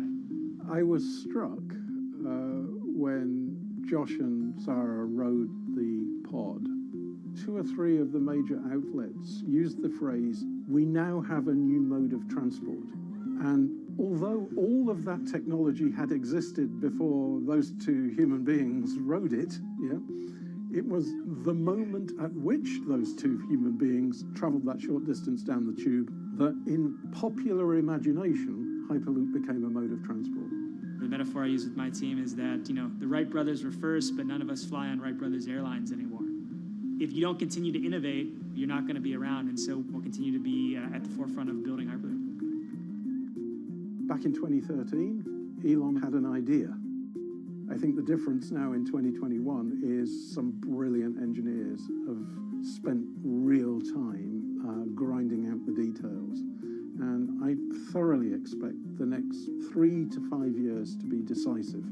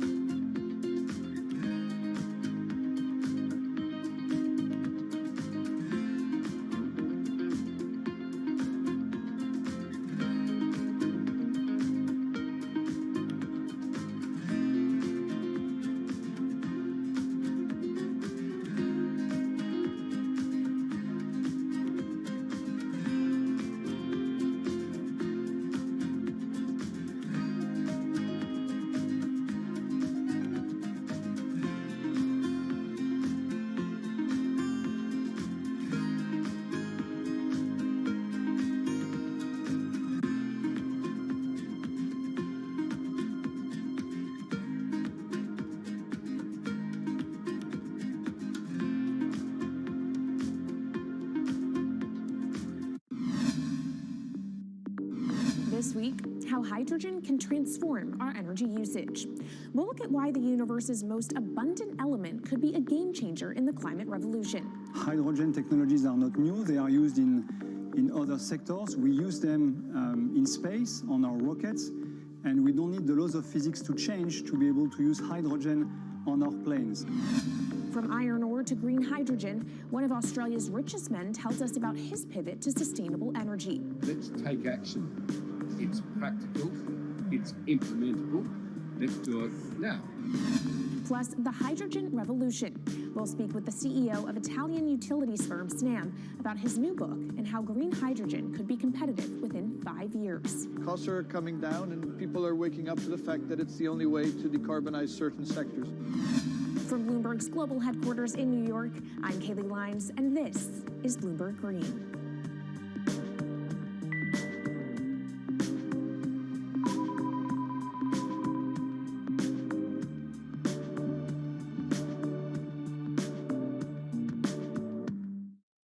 It's a new year, so here at Bloomberg Green, we're highlighting new solutions in the fight against climate change.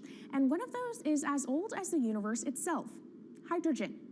It's the simplest element around, but could well be a game changer when it comes to turning around our dependence on fossil fuels.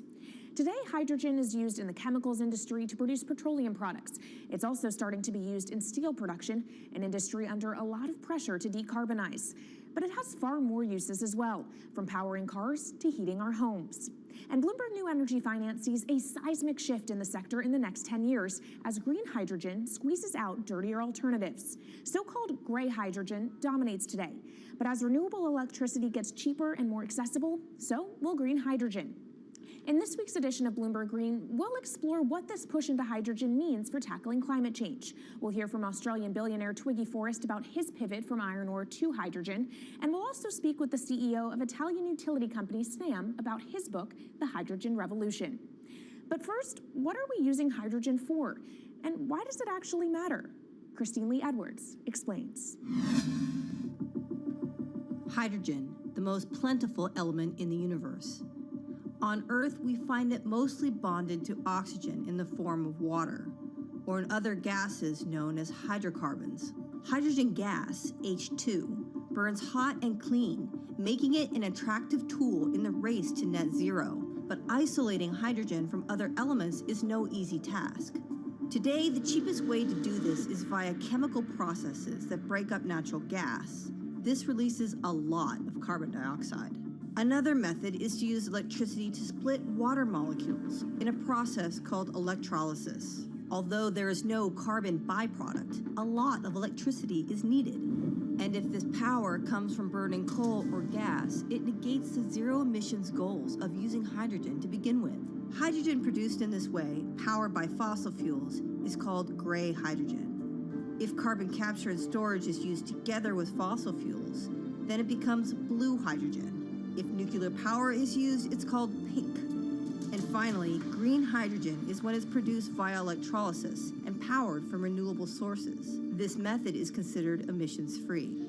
It's predicted that by the early 2030s, H2 made from renewables will be cheaper than that made from fossil fuels. But that hinges on the cost of electrolysis declining, which will be achieved through larger projects and an expansion of manufacturing. To be clear, vast amounts of H2 are already used today. Global production in 2018 totaled 117 million metric tons. This hydrogen is mostly used for its chemical properties, not as a source of energy, and very little of it is clean. Some sectors like steel could start using hydrogen for these chemical properties, replacing coal. Industries like cement and glass may also use hydrogen as a source of heat. Another advantage is its energy storage potential. It can be stored over long periods of time and used when more power needs to be added to the grid. It also could hold an advantage over batteries in heavy transport and shipping. The promise of hydrogen for energy has been around since at least 1874, when Jules Verne wrote about it in his book, The Mysterious Island. But the future of hydrogen will depend on policy.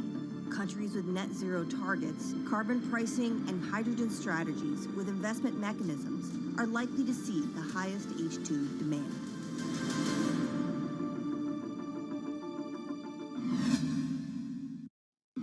That was Bloomberg's Christine Lee Edwards explaining what hydrogen means for the energy transition. But how are businesses approaching the sector?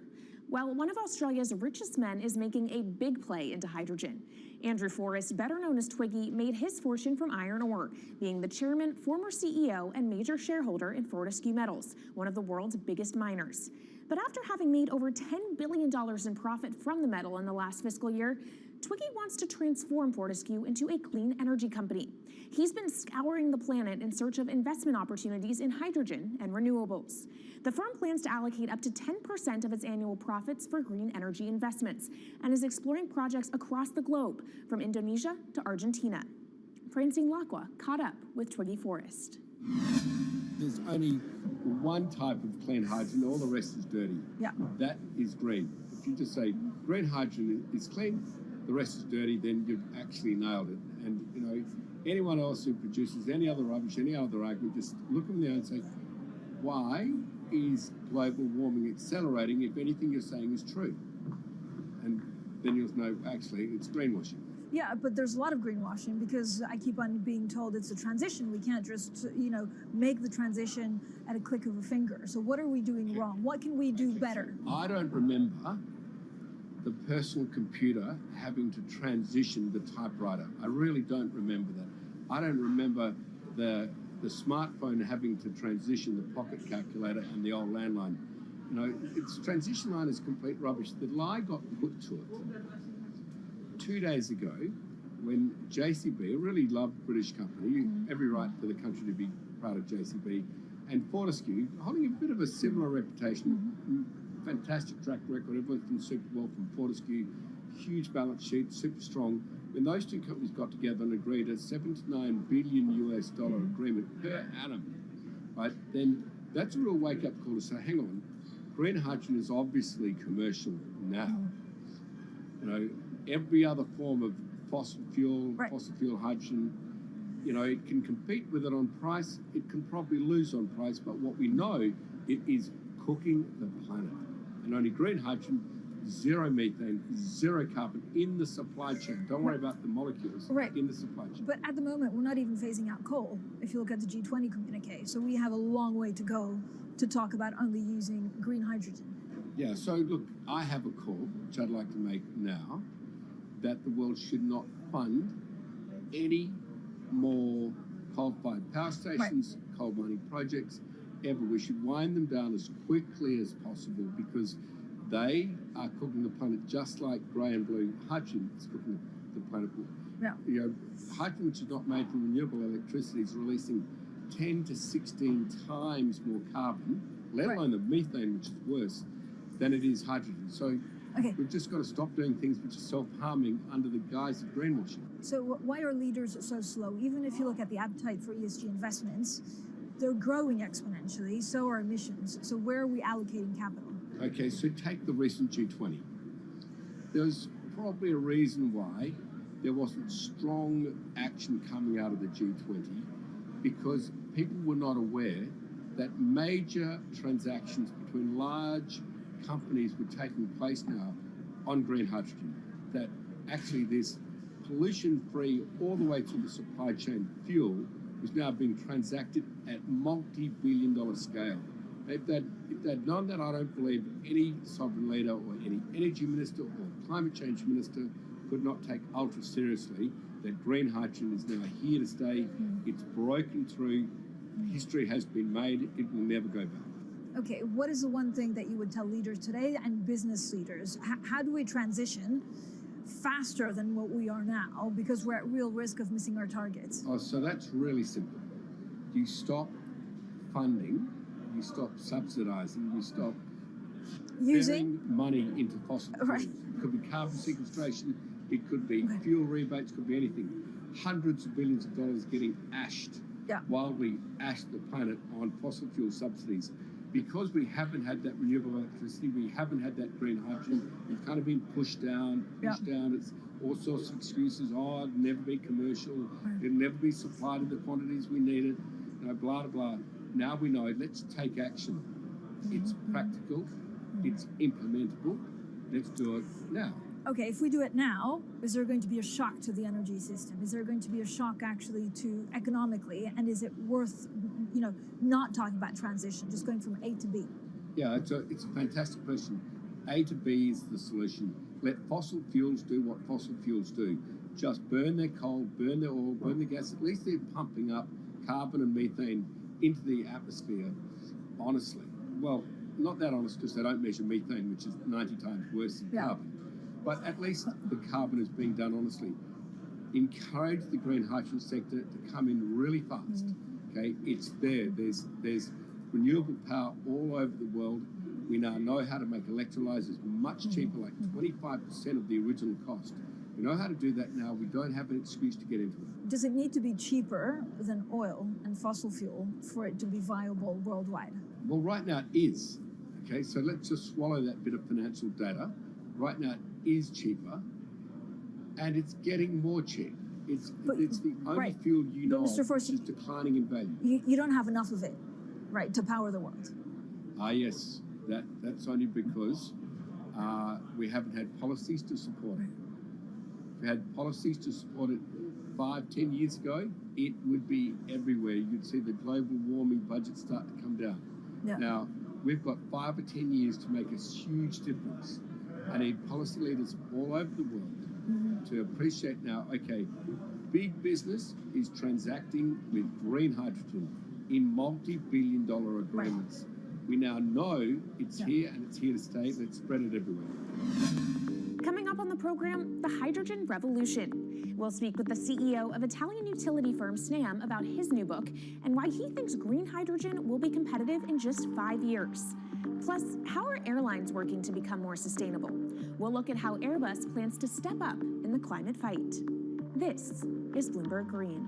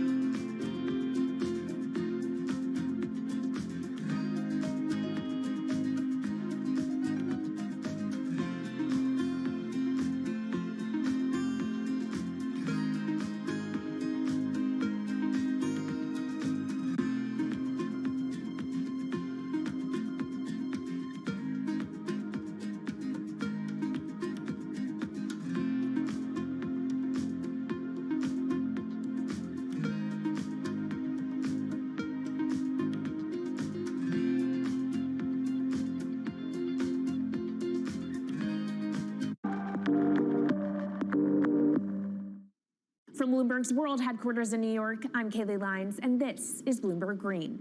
What will the world look like in 2050? Will global temperatures have stabilized, electric vehicles be abundant, and solar and wind power homes around the world?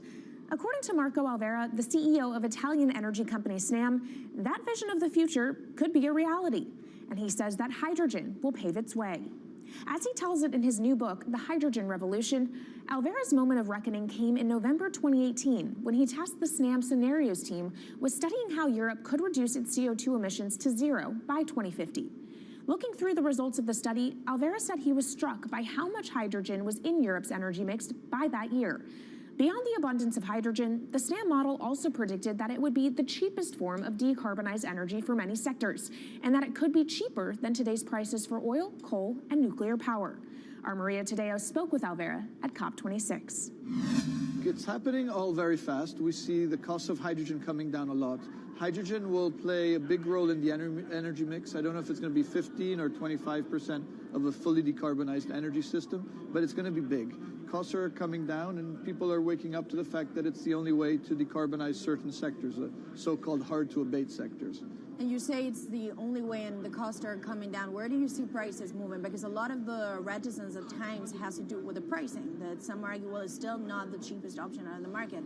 So when I was first working in hydrogen in 2004, it was costing $1,000 per megawatt hour. 2010, $600. Today, $100, and we see it going down to $50 in 5 years' time, and to going down to $25 per megawatt hour in the next 10 years or so, which is a quarter of where it is today. That's really because renewable energy, and we're talking green hydrogen here, renewable energy costs are falling, but the cost of making the electrolyzer, which is the kit that you use to convert solar or wind energy and water into hydrogen, the cost of this kit is falling a lot because it doesn't really exist on an industrial scale. So as we build up capacity, we industrialize it, we standardize it, and we squeeze costs out. That's really the cost trajectory. And for that, of course, you need demand, however, for governments and also institutions to kind of buy into this idea that it is the future and we want to invest and create infrastructure. What are they telling you? When you speak to governments, when you speak to officials, are they keen on this? They're very keen. So the Department of Energy shares our view in the States of getting to below $1 a kilo, which is $25 a megawatt hour.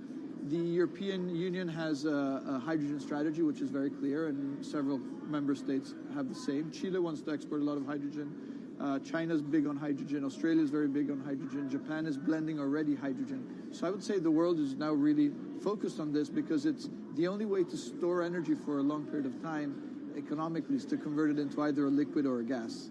And of course, you talk about the price, but the other big component is the volume. You know, how big can you go? Where do you see that on a time scale? So wherever it's sunny or windy, you can produce very cheap hydrogen eventually. And so compared to oil and gas, which are concentrated in few parts of the world, it's going to be very democratic from that point of view. So every sunny place, every desert, every ocean wind can be turned into hydrogen that we can put on ships, in pipes, and really start trading it around the world. So it's going to happen a lot faster than a lot of people think. So, and when you say a lot faster, what is that in time? As I said, $50, which is essentially oil parity within 5 years.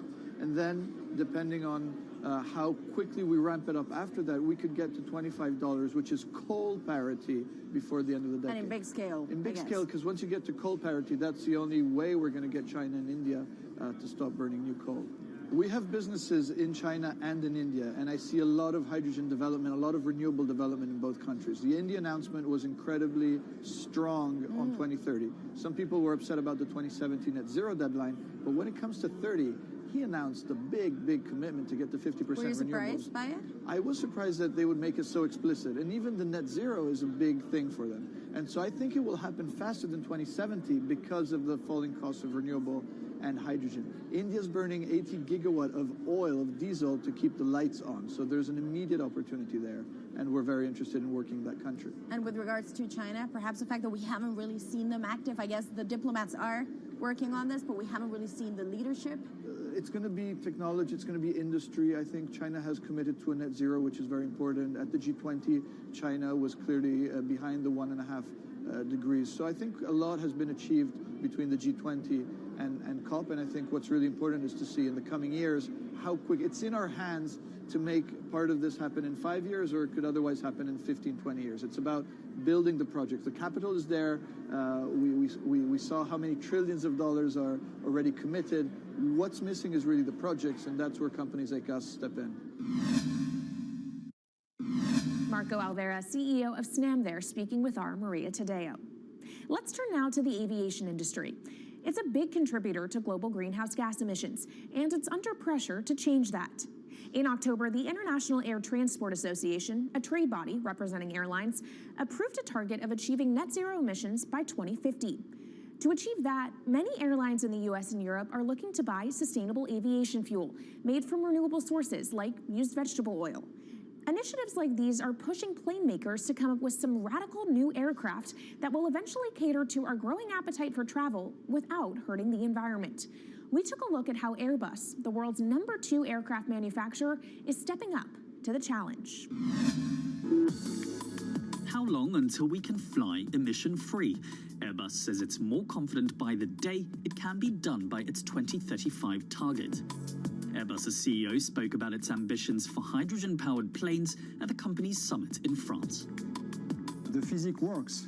Hydrogen technologies are not new. They are used in other sectors. We use them in space on our rockets, and we don't need the laws of physics to change to be able to use hydrogen on our planes. So every day we become more confident, but we think we need to have a plane, we need to have the right fuels, the hydrogen available in the right quantity at the right place at the right time, and we need the regulations to be ready. So we really need the work and the collaboration of many people around the globe to make it happen on time.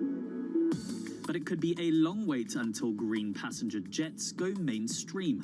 Larger aircraft with more than 150 seats are not expected to feature globally until about 2050.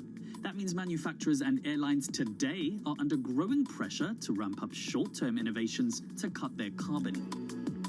In the long term, meeting the ambitious plans for so-called green hydrogen means building a giant industry almost from scratch. To make that happen, British airline EasyJet is among those saying governments need to get involved and fast. Aviation's emissions over the last 3 decades leading up to the pandemic grew by about 80% to over 1 gigaton, and that's projected to double by 2050. According to Bloomberg NEF, about half of the airlines with the largest global market share have set net zero targets by that same date, nearly 3 decades away. Coming up, from blue sky projects to the bottom line. We'll speak with our Bloomberg NEF expert Meredith Annex and dig into their models about how hydrogen fits into the future energy mix. This is Bloomberg Green.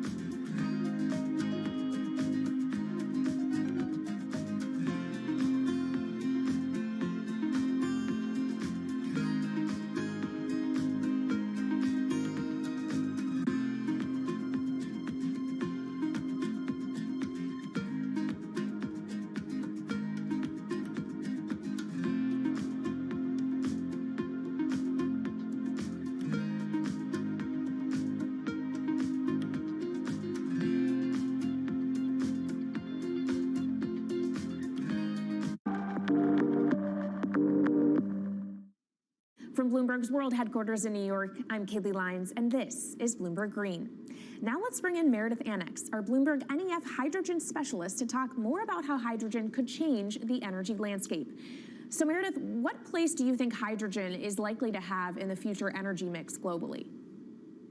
Hydrogen's this incredible solution for us as we look to decarbonize because it's a perfect solution in areas that are hard to electrify.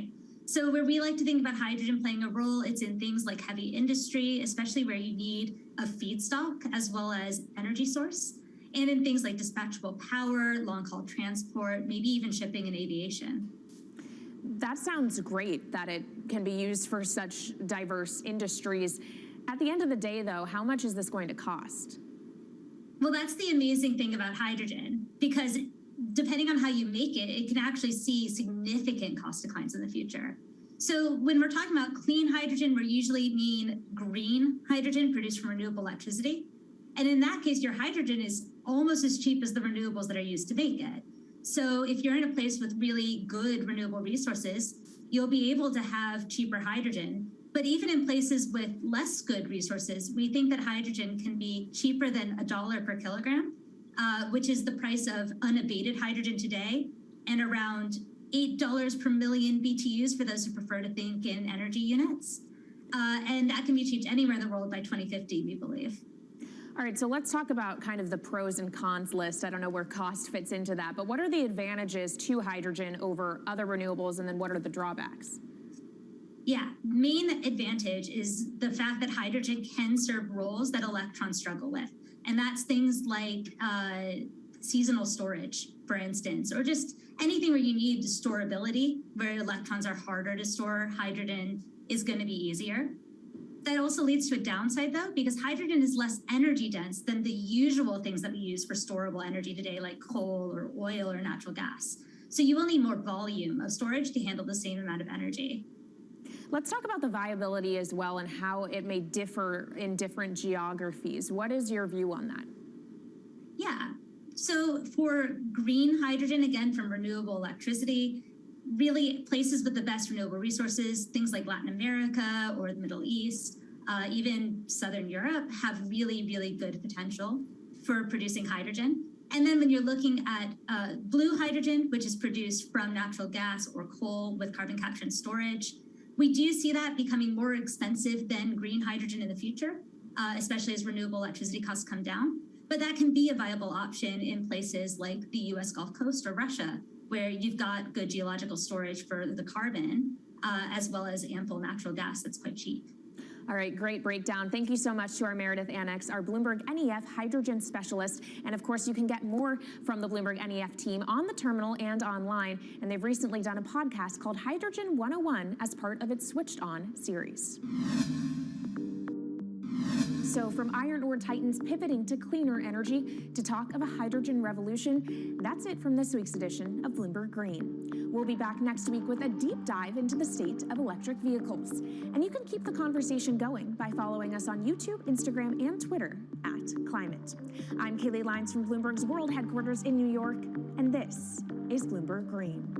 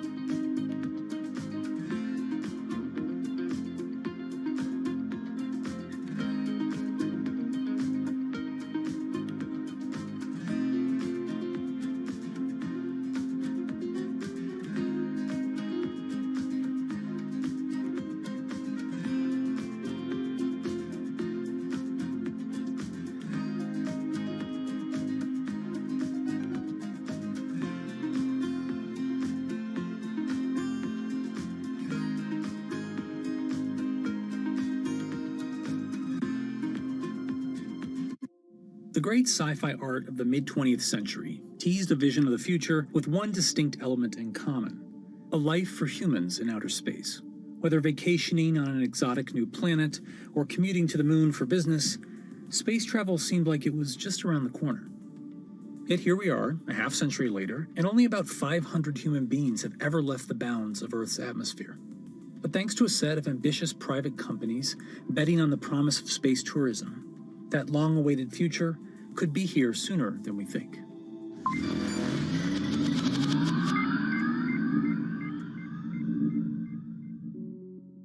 For most of the history of spaceflight, governments have been the prime force behind nearly every aspect, from planning to funding to crew selection. But as early as the 1980s, proposals for commercial space tourism began to emerge, along with innovative solutions for getting people there, such as the wild concept of sticking a 74-person passenger cabin in the cargo bay of a NASA space shuttle.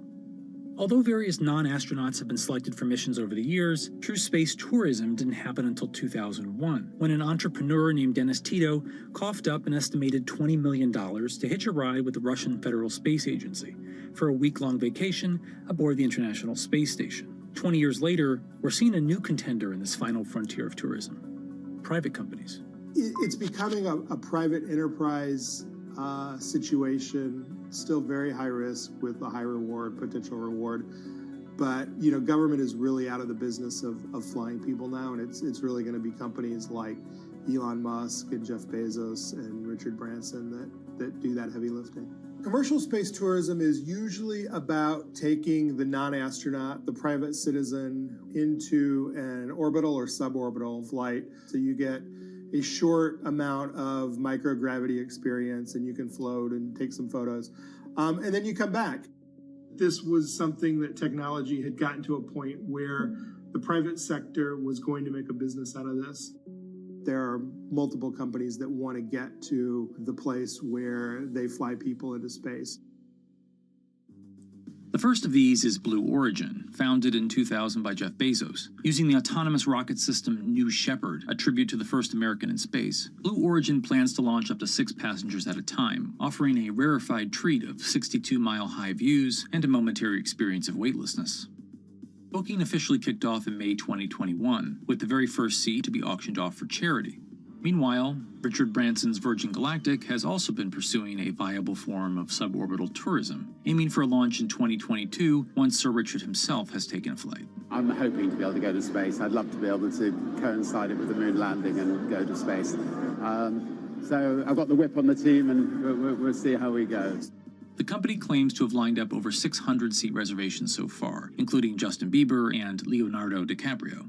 Virgin has projected that the final cost of the ticket will be at least $250,000, or roughly $50,000 for each of the 5 minutes or so of weightlessness that you'll get to experience. Although costly, both companies' offerings aim to make suborbital flight a regular form of adventure travel, eventually driving down costs at scale to expand the customer base beyond the orbit of celebrities and billionaires. The third major contender is Elon Musk's SpaceX, which has set its sights even higher on orbital flights, which are a whole nother level of complexity and energy and danger. When you go suborbital, if you're just going to go up above the von Karman line, which is 100 kilometers or about 62 miles, you only need to get up to maybe 5,000 miles an hour to get up there, and you go basically straight up and straight back down. You don't have the reentry heating that you would see coming in from an orbital. So when you go orbital, I don't care if you're a baseball or a battleship, you've got to go 17,500 miles per hour, not just 5,000 miles an hour. The energies involved are much greater. By doing that, SpaceX has gone another level up, and that's what they're doing with the Inspiration 4. Visit inspiration4.com for your chance to go to space. Inspiration 4 is the first planned all-civilian mission into orbit, slated to launch in late 2021. The crew will bring their own set of diverse perspectives and backgrounds and experiences to test how a group of different people, namely people who aren't professional astronauts, could fare in space. Until now, astronauts have had to be physically perfect, and this mission is changing that. And so I feel incredibly honored to be representing those who aren't physically perfect. At age 10, I was diagnosed with bone cancer, and I was treated at St. Jude Children's Research Hospital. And I spent a year there undergoing intense chemo and also surgery that ultimately saved my leg. I now work at St. Jude as a PA, a physician assistant, and I work with leukemia and lymphoma patients. The kids we work with are so brave, and they are very excited to watch me go to space because this is showing them that, you know, they're capable of doing this as well. Haley, along with 3 other crew members, will spend 3 days in space, orbiting the Earth every 90 minutes before landing back off the coast of Florida. Well, when you think about access, the first astronauts for the United States came from the test pilot side. And so women weren't allowed to be a part of that. We have somebody in their 20s, somebody in their 30s, somebody in their 40s, and somebody in their 50s. And so there can be access in all kinds of ways, whether you're talking about age, whether you're talking about gender, whether you're talking about race and ethnicity, and all of those things. The first time, you know, people are going up into space and not sent there by a superpower like the United States or Russia or China, well, that's like really significant. And, you know, you've got to, you know, be very thoughtful about it. The whole game plan right now is to make space like really affordable and, you know, accessible for everybody so that you can have fishing buddies going to space someday. But the first is special. And so with that, we wanted to have, you know, a crew selection process that could make space available to everyday people. Getting to space is only the first step for space tourism. The next challenge is what to do and where to stay when you get there. Axiom Space is planning to launch the first segment of a new commercial space station in 2024. Their $2 billion project, called Ax Station, will become the first free-flying private international space station. Or, to use a more consumer-friendly term, a space hotel. Axiom isn't the only company out to make your space stay a little more comfortable. Bigelow Aerospace has been building what they call expandable habitat technology, like their B330, an inflatable pod module that expands once in orbit. There's even one attached to the International Space Station right now they've been testing. And you take it up and it's rather small, and then you inflate it, and it seems to be working very, very well. This is likely to be the first kind of tourist hotel that you're going to see up in space. First of all, it's easier to carry instead of this giant tin can with all of that. The inflatables are lighter. You can just blow them up, and they get a nice big size for about, you know, less than half the weight probably.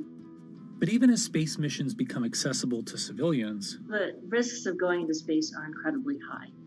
And you could die 1,000 ways that we can think of and 1,000 other ways that we can't think of. This is Michelle Hanlon. She's a space lawyer at the Mississippi School of Law, focused on protecting humans in outer space.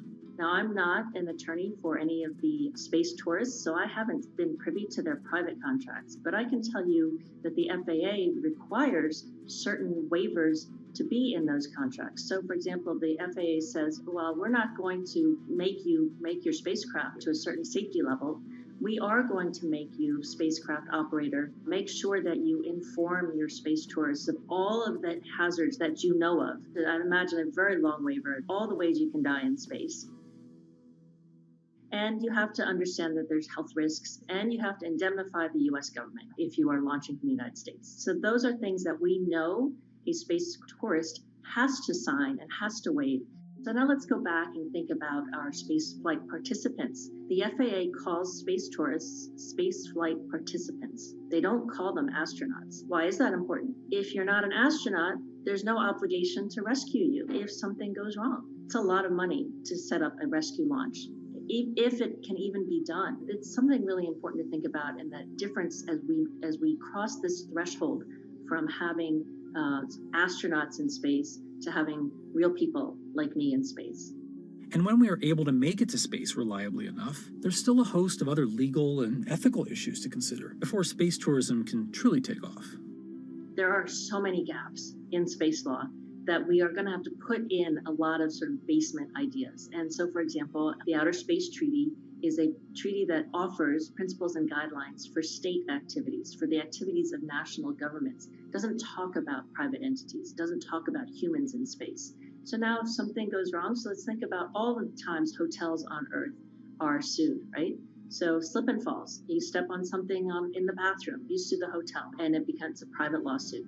because of the vagaries of international law, if something happens in space, well, boy, you can sue the state that launched your spacecraft, you can sue the company that brought you there, you can sue the hotel, you can sue the individual, you can sue every government related to that, because the way the Outer Space Treaty and the Outer Space Regime have set this up is that anything that happens in space first has to go through a diplomatic channel before you think about suing in a court of law.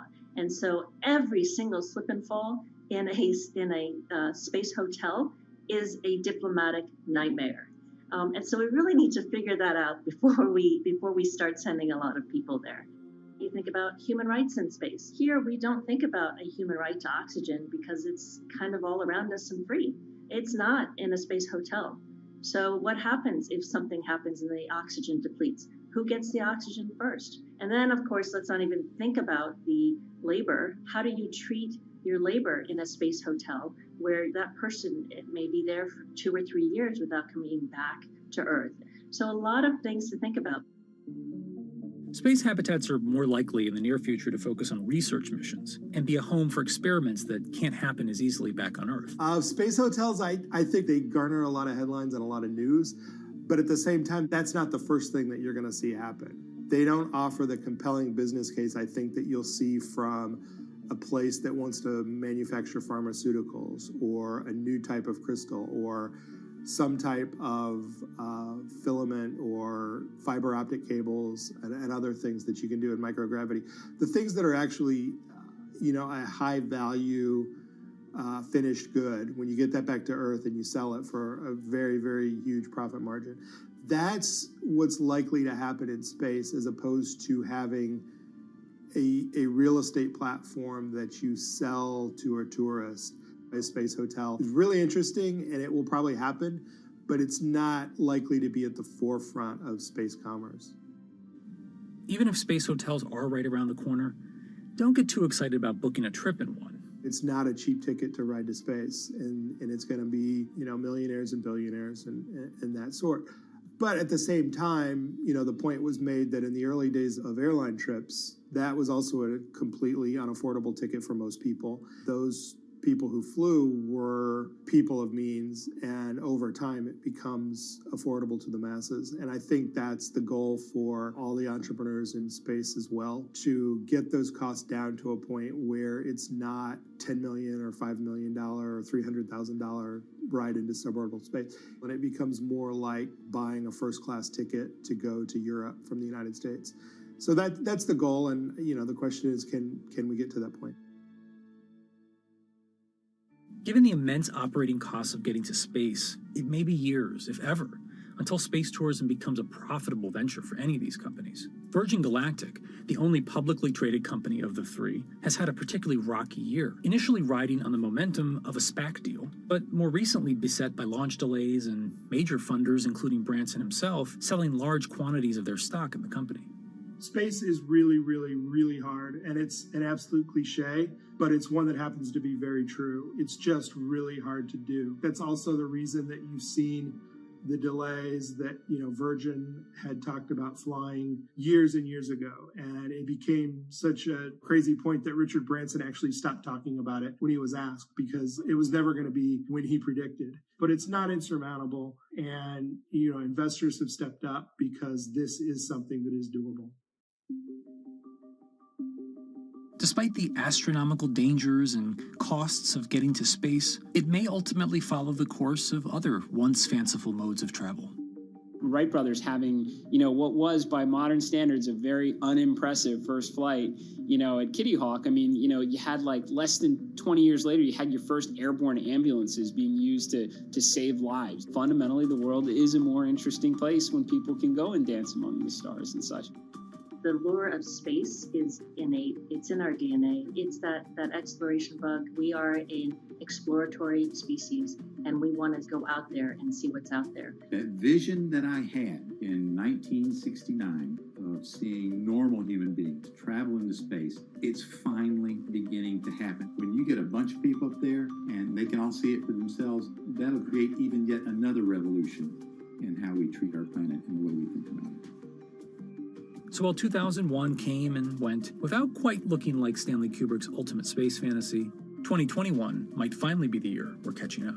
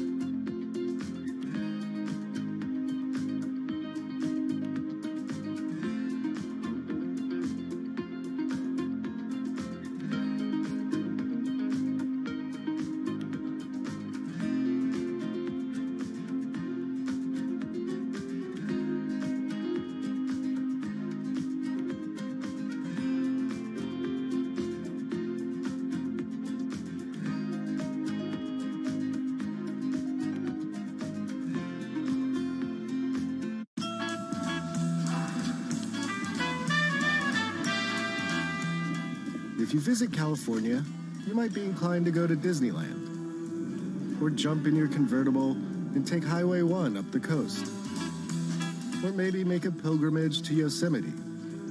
All very fine choices.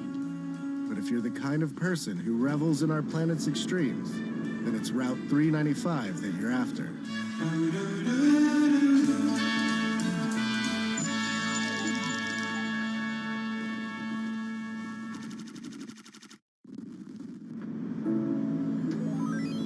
This one glorious road will carry you from Death Valley's desert floor to sky-high views of Mount Whitney.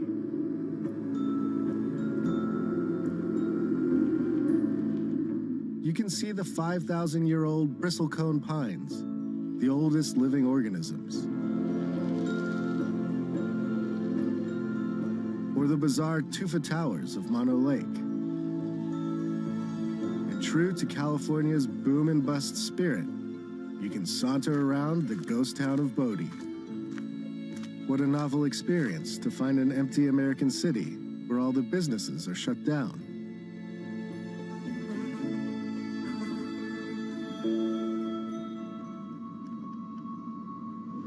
To do 395 upright, it helps to have a guide, and mine is a man named Jan, and his crew, Heron, Let's tidy up first. and Lemmy, the hardest partying dog of all time. Jan agreed to show me some of what 395 has to offer, but only if we agreed not to disclose any locations.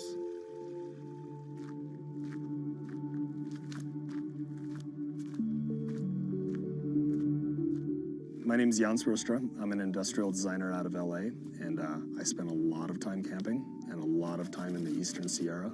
It's a place I love, and sometimes I'm known as 395 North because my Instagram account, and I don't like to be known as that, but I'm trying to use it to set a good example and do more with it than just social media. Where did we end up camping? We got here late last night. I wasn't even sure where we are. This is BLM land, right on the outskirts of National Forest, and it's one of my favorite places in the world. Basically, everything outdoors wrapped into one. Yeah. Good thing about California, man. Oh, man. We have so much national forest and public land that you can literally just cruise out and find a place to camp. It's ours.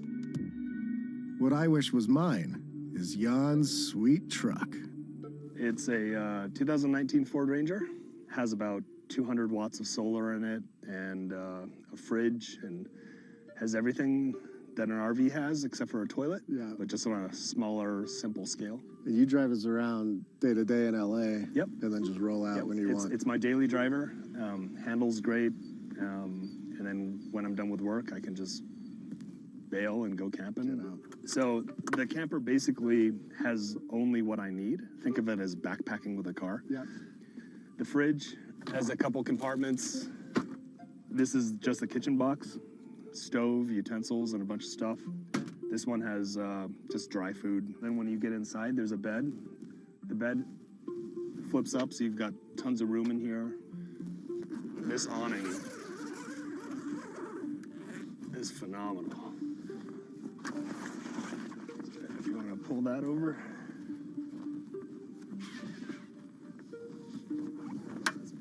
That's cool. Let me just pop that up. Sorted. So, home on wheels. Yeah. This is my vacation house. Dude, it's so nice, man. Even with his nomad lifestyle, Jan faces the same big question as the rest of us. Do the internet and smartphones have to ruin everything? When you find the super special, beautiful spots, is that you busting out a map and like looking where it might be cool to go, or is it word of mouth and just getting to know people, the locals? And if I see a dirt road, I just want to go down it. So a lot of it's just aimless rambling. It's a desire to just see something. Check that out. For some reason, it's more fulfilling than getting a recommendation from somebody. Or there's tons of apps and websites now, road trip apps, camping apps. They've proliferated. The knowledge is accessible on the internet, right? I used to fight the geotags, and I would get really pissed off. Like, why are you posting this place? It's gonna blow up, it's gonna get trashed. Now I've realized that you can't fight it. The internet has just shrunk the world. So we're not gonna stop it. We're not gonna stop people from going there. So I'm a lot more focused in conversation now with trying to set a good example. When you go, pick up your trash. When you're pooping out in the wilderness, don't leave your toilet paper on the top. You know, make sure you follow, good steps for leaving no trace. as a thank you for this quick guide to pooping etiquette, we made Jan, Heron, and Lemmy some tacos. And we all took in the night sky and knocked back a couple of drinks. Take that, Apocalypse.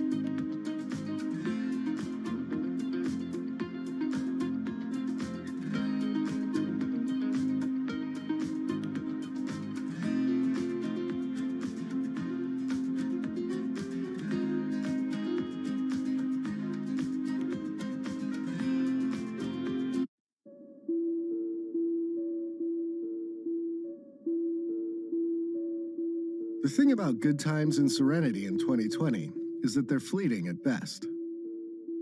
After we split up from Jan and continued on our way, smoke started to envelop us.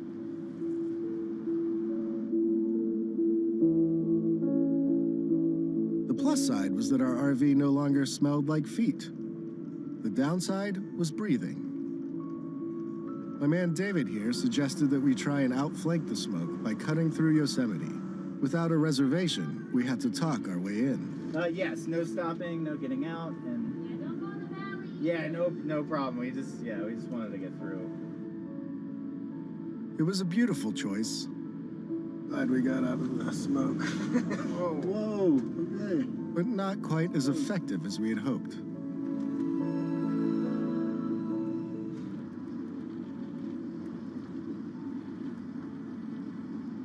Fast forward 4 hours or so, and we had managed to trade the smoky majesty of Yosemite for the smoky, Look at it. strip malls of the Central Valley. We have made it sort of out of the smoke all the way across Yosemite National Park and here to the gorgeous Central Valley of California. We're off to see a kind of surprising tech startup that is making some pretty strange machines to serve all the growers out in this region.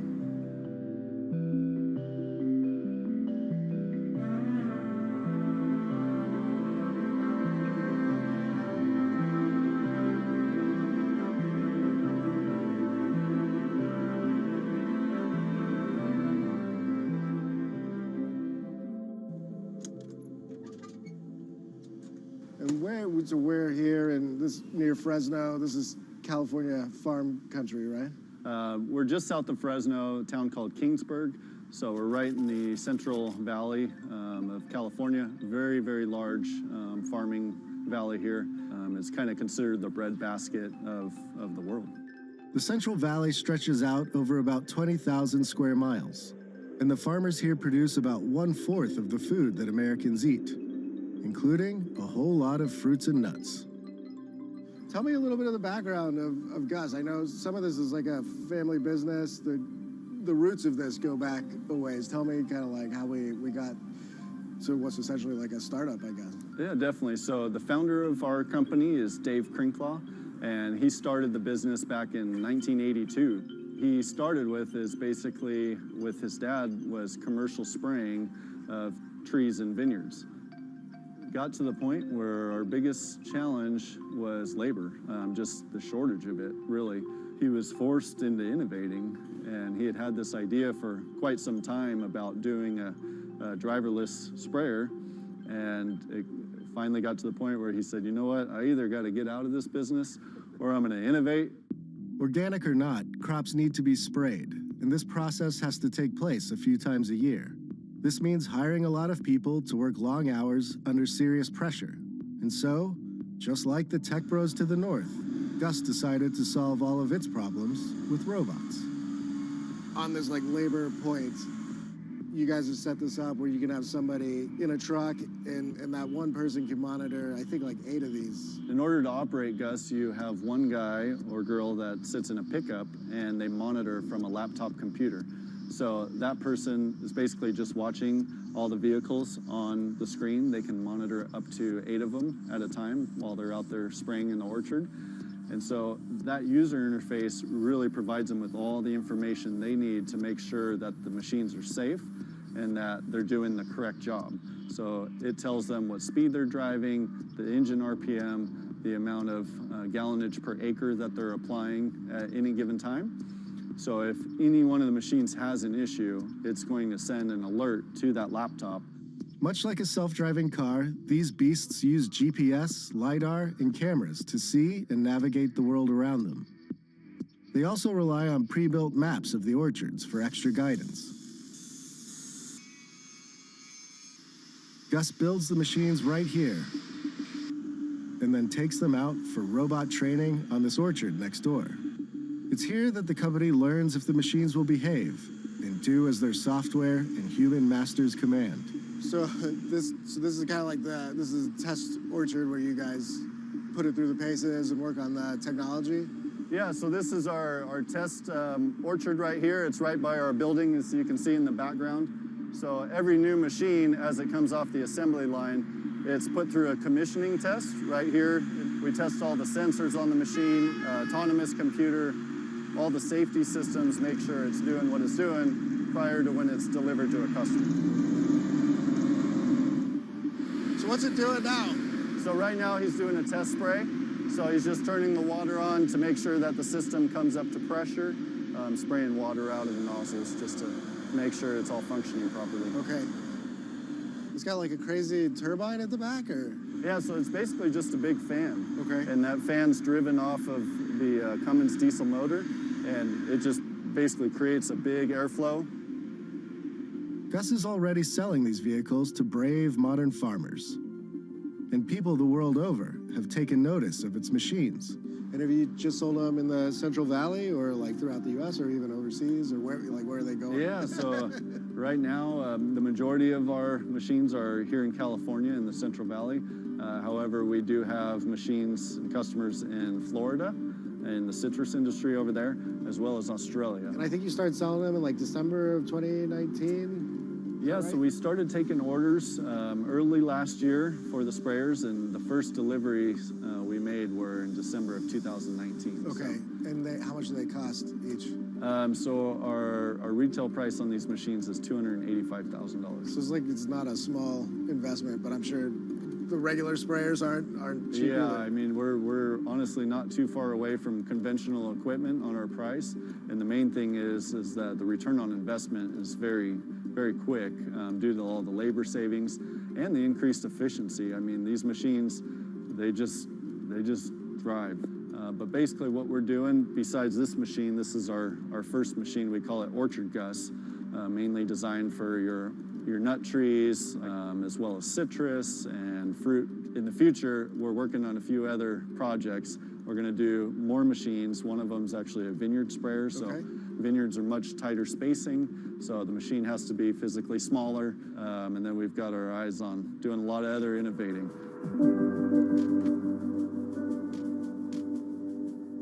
That right there, friends, is a Central Valley farmer putting his whole fruit basket on the table.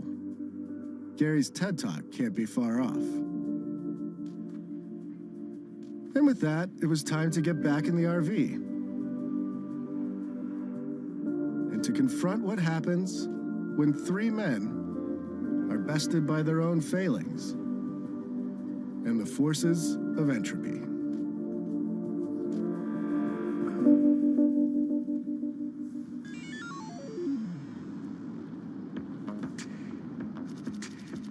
Next on Hello World, we cruise into the Mojave Desert in search of a lunar lander.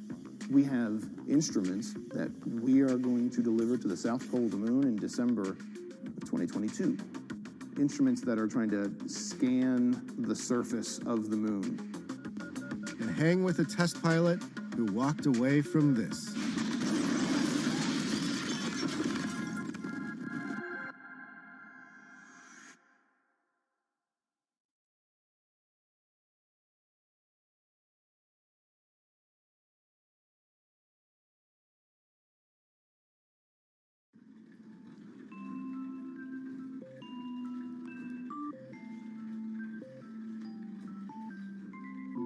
Meet Betty.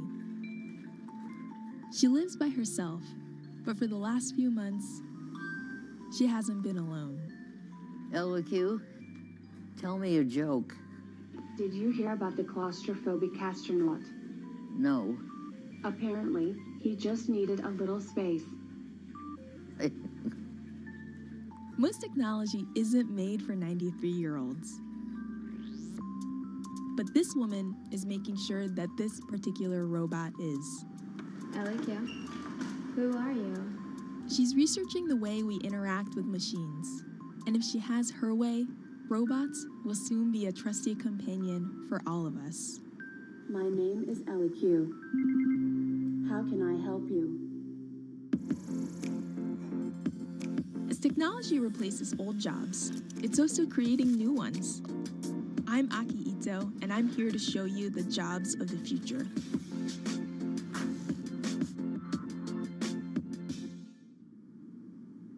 My name is Danielle Ishak, and I am a human-robot interaction researcher.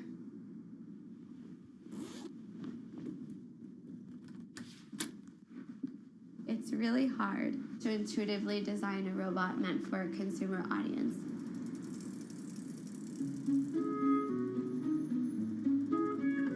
You have to make sure that it's a robot that people want, people know how to use, and people value.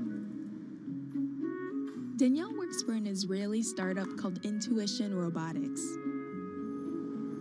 Its U.S. office is here in downtown San Francisco. Hello? Hey Danielle, it's Aki. Come on in. The company is funded by a couple big names like Samsung and Toyota. Full disclosure, Bloomberg's venture capital arm is an investor too. This is LEQ. Can I take her out for a spin? Please. LEQ, tell me what you can do. I am a proactive social robot designed for older adults. I can connect you to your family and friends, and even play music. These features might remind you of the Amazon Echo, but you'd be missing the point if you compared her to a smart speaker. She's not meant to just be useful. She's meant to be a companion. Why don't you take a break and have a drink?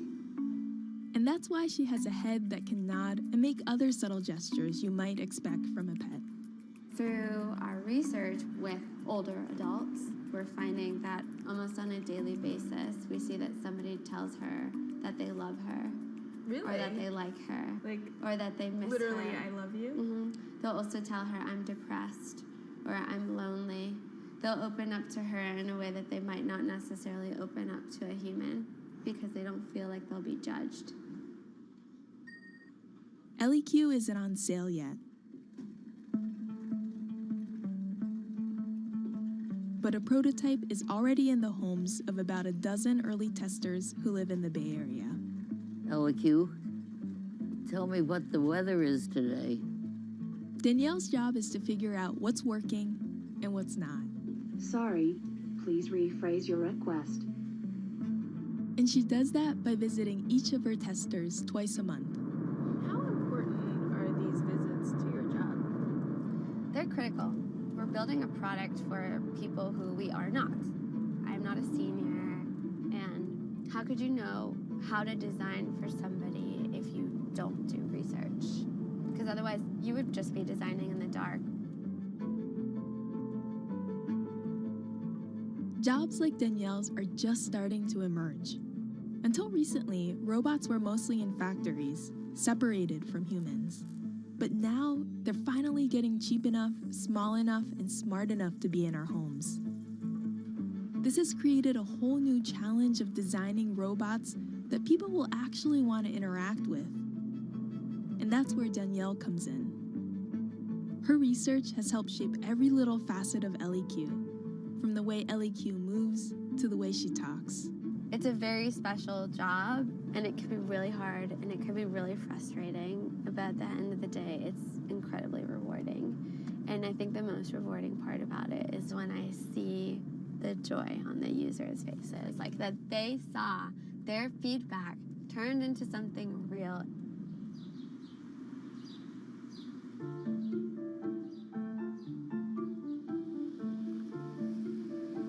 Today, we've driven east of San Francisco to go see one of Danielle's research participants. LEQ, tell me something interesting. Did you know that Ronald Reagan was a lifeguard in high school and saved 77 people's lives? Now, see, this is where a conversation is. She should open up and I should say, no, I did not know that. I expect her to be able to continue a conversation for at least a couple of comments. Yeah. And why is that? Why? Yeah. Because that's companionship.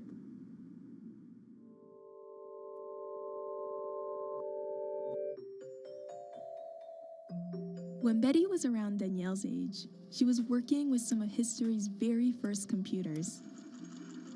When I was finishing up my master's degree, I was working at Harvard in the computer lab when they were building Mark IV. A large room-sized computer. But now, this artificial intelligence stuff is amazing. LEQ? Yes? Schedule a doctor's appointment. No problem. I'm working on it. When Danielle brought along the idea of working with robotics for the elderly, I said, are you kidding me? Will older people connect to a robot? And she said, I don't know, let's research and find out.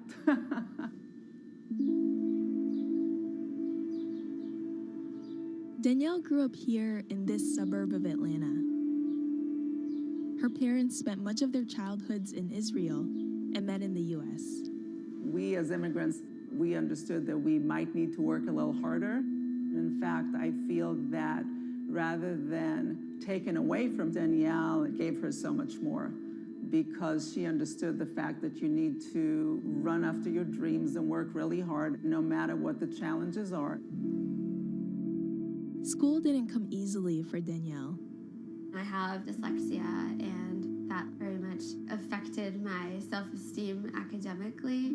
The principal of the school did not recommend her to take advanced classes. She fought for it, and she got into it, and she did very well with them too.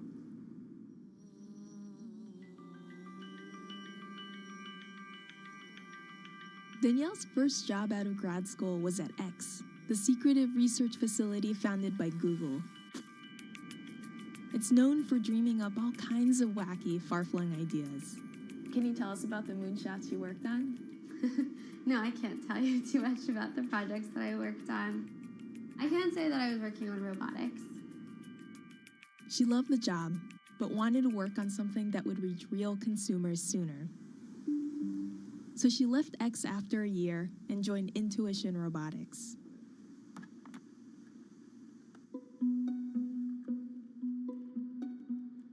She's been working in the field for 4 years now, and it took her a while to find her footing in a male-dominated industry. I've gone to different meetups where there'll be like a circle of men with their like zip-up jacket with their like company logo on it and a beer in their hand. And I'll come in with lipstick and nobody wants to talk to me. This is my closet. So at first she did her best to fit in, wearing a pair of glasses she didn't need and toning down her style. So what's the kind of thing you used to wear to a conference? Stuff like this, blousey things that make you look like you're 40. But that got old after a while. And what's the kind of thing you wear now? Now it's like I just enjoy being kind of expressive and playful in what I wear.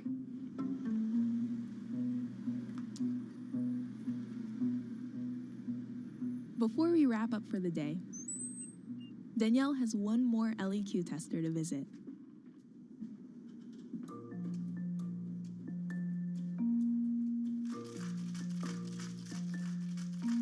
Joseph is 97. And he's had the robot in his home for 8 months. How are you? I'm fine. How are you? Good. How has Miss LEQ been? She always tells me to take a drink of water at least 4 times a day. So, we added a whole bunch of new facts to LEQ. Did you know that a cup of chopped red bell pepper contains more vitamin C than an orange? Okay. What did you think of that? Certainly, the print was, I could see that quite clearly. What about this? I can see that. LEQ, play music. No problem. It will begin shortly.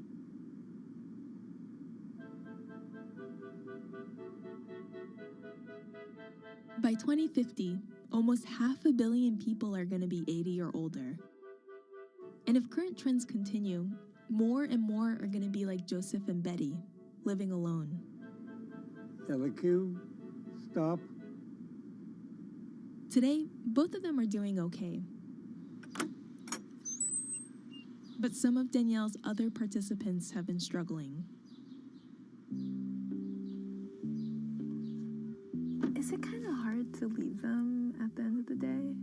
It is. Some of our testers are pretty advanced in the stages of depression through loneliness and isolation. And at times, I know that LEQ is cheering them up in their day, but I know that it's only part of the way. No source of artificial intelligence, robots, will ever be able to replace humans and human companionship or human care.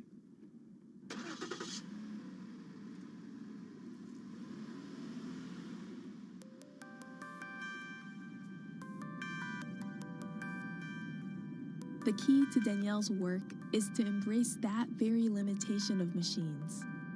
Robots should help humans do what they love, help humans interact with more humans, help humans in general, not pull humans away from humans, not take humans' jobs and leave humans without purpose. Whether it's in our workplaces or in our homes, robots are soon going to be everywhere.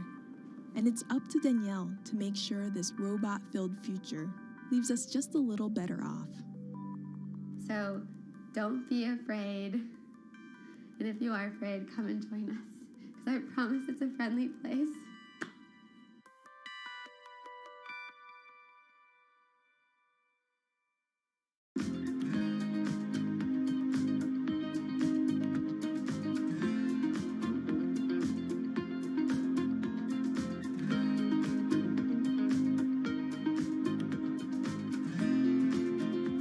Times are tough.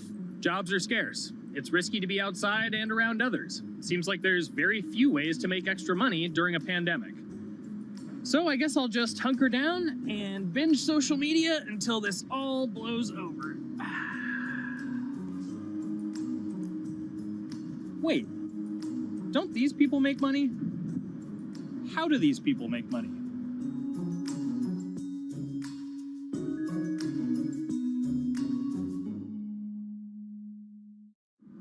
Streamers, YouTubers, Twitch stars. How do they make money? Is it a lot? Is it a lot of work? I know, I gotta ask somebody in the biz, and I got just the guy. Austin John Plays. This is your full-time job now, right? As of November of last year, yes. This was always just kind of like a side thing. Like, any money that I made from doing my videos and whatever else, I never touched that because I didn't really think of that as being like real money. And then it started coming in more and more. And then it was like I hit my first day that I broke $1,000 and I was like, this is actually going to be money. How did the YouTube channel come to be? When the game Pokemon Sun and Moon came out for the 3DS, there was like things that I learned about the game, and then I wanted to just share that information with people. And at the time, I didn't have any way to capture a screen or anything, so I found like generic footage and I kind of put it all together with so much editing. And that video got 6 views. And then 2 days later, I made another one, and that one got 12 views. And then I just started pumping out more and more content, and people were like, this guy knows what he's talking about. It really just started building on top of itself, and then it was like, my channel really focuses on tips and tricks. So I play a straight 18 hours, and I'll finish the game or get to about the 40-hour mark, and then I'll make my first video. While I'm going through, I have a giant notepad and just scribbles everywhere, and I make these notes of like the things that stumped me, so I know the things that may stump other people. What do you need to think about if you're building your YouTube channel? 1, you need to do something that you're passionate about. Not that you like, not that you think you're gonna make money on, something you're passionate about. The other thing is something that other people are passionate about. It holds a special place to them. And third is, it needs to be something that people are gonna seek out information on. In order to enter into the marketplace, you either need to be better than everyone else, you either need to be faster than everyone else, or you need to be more accessible than everyone else. And you can't be more accessible because it's already on the platform. Granted, if you understand how the algorithm works, which is very similar to Google Analytics, then yeah, you can have. But if you're not doing it faster, and if you're not doing it better than everyone else, then why should anyone watch your channel? So my income as a YouTuber kind of breaks down to 3 different ways. 1, which is the bulk of it, which is ad revenue. Whenever you go and you watch a video and then there's an ad and then you wait 5 seconds and you hit the bottom right corner and then you go on to the next video, or a non-skippable ad, or the video starts immediately, you get the little banner ad at the bottom, or if you scroll down from the video, the first thing that shows there is an ad. Those are the 4 different types of ads that can appear on every single YouTube video. And all of them pay a certain amount. It varies on lots of things, like the country of the person who posts it, the country of the person who watches it, the time of year, where you are in the quarter, if there's anything going on with a reduction in ad revenue. Like, great example, COVID-19, companies weren't spending as much on advertising. So because of that, CPM went down. CPM stands for click per thousand. I'm using the Roman numeral for 1,000. And that means that for every 1,000 views, you get a certain amount of money. Now, on low ads, when I first started off, my CPM was 30 cents. So every 1,000 views, I made 30 cents. But then once I signed with an MCN and I started making more quality content and more engaging content, some of my better videos and certain times of the year, I can see CPMs as high as $12 to $14. And there's a big fluctuation between, you know, if I post a video when there's no ads being spent like January and February, that's the reason a lot of your favorite YouTubers and also TV shows don't post new videos in that time of year because ad rates are down. Why are they going to make content then? Instead, you're recording and you're bulking up for when ad revenue is higher. The second way that a YouTuber makes income is support, crowdfunding, things like that.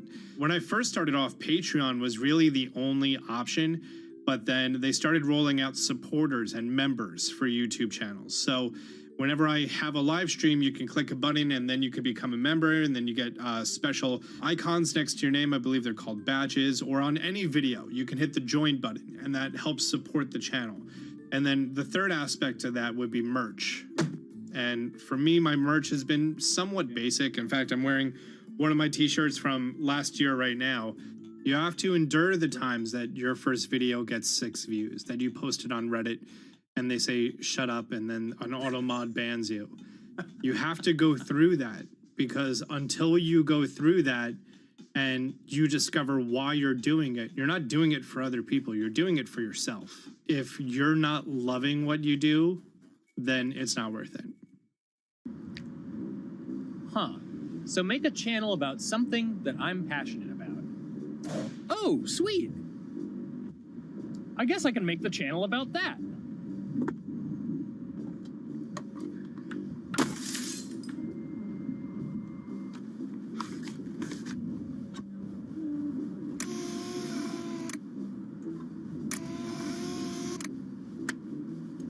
Now, how do I grow an audience? How do I get popular? It's all about diversification, right? You have to have a massive Twitter following. You have to have a massive Instagram following. You have to have a massive YouTube following. Of course, you have to be on Twitch, which is the key platform. But basically, any way you can get in front of your audience, you can engage with your audience, is going to drive those clicks, which ultimately drives the advertiser revenue that you get back from all of these platforms. It's me and Dan playing video games and talking in a funny manner over them. They're not just people who are good at games, they're actually people who are good at online engagement, online entertainment, first and foremost. You have the right to remain stylish. Anything you wear can and will be used against you in the court of fashion. The streamer is either very, very talented at the game. The best player in the game is generally going to draw a crowd because people like watching people who are very good. On the other hand, they're either very, very good or funny, charismatic, whatever it is on that side. Oh, no. You know, it becomes more of a show where they talk about other things outside of the gaming world, and gaming becomes really just a backdrop and an excuse to engage with that audience. There were those weird, like, Ronald McDonald, like, straight to VHS movies. You remember those? I'm personable, I'm chatty. I would kind of, you know, when boring things were happening in the game, I would ramble on about, you know, movies I'd watched or books I'd read and, you know, or conversations I'd had and stuff like that. And so I think being personable was a big part of that. It's not just getting on and playing games. It's getting on and being an entertainer. You are putting on a show. All right, now let me go ahead and grab the samurai sword that every gym has. Okay, he's dead. To have a larger audience and to have that audience, I think, stay with you, you have to bring something extra. You know, you have to find your niche. You have to find what works and what connects with the audience and what makes them laugh and what makes them keep coming back. You gotta make it a little more exciting, all right? Throw in a hanging bishop. Have everybody in suspense for a moment. I think the real most important thing is to just get used to being on camera. Like in any sort of performance thing, is get used to talking on camera. You know, my first few videos were terrible, But because I sat down and did it for 6 to 8 hours a day, I just got used to talking and I got over that uncomfortable hump. If you go into Twitch purely with the expectation that you're going to make money, make a job out of it, have all this growth, and it's going to be great, you're probably going to burn out prior to getting to that point, because there's very little payoff for a long time, right? Like multiple years generally before you really start to see a payoff. And so, you know, those first few times you're streaming, nobody is there. One person shows up every 30 minutes, says hi maybe, and leaves, right? Like, it's very discouraging, I think, for a lot of people. And so you have to be there just loving it. You have to love talking to yourself when nobody is around. You have to love just the game that you're playing, all of that stuff, because it takes a while. And I think a majority of people burn out prior to getting to the like profitable point of it. And there you have it. My very own YouTube, Twitch, Discord, and streaming channels all ready to go live. It's a veritable social media ecosystem just on the verge of thriving. So, don't forget to smash like and subscribe, and visit my Patreon for perks. Also, go to my merch page. And one last thing, stay cool, my friends.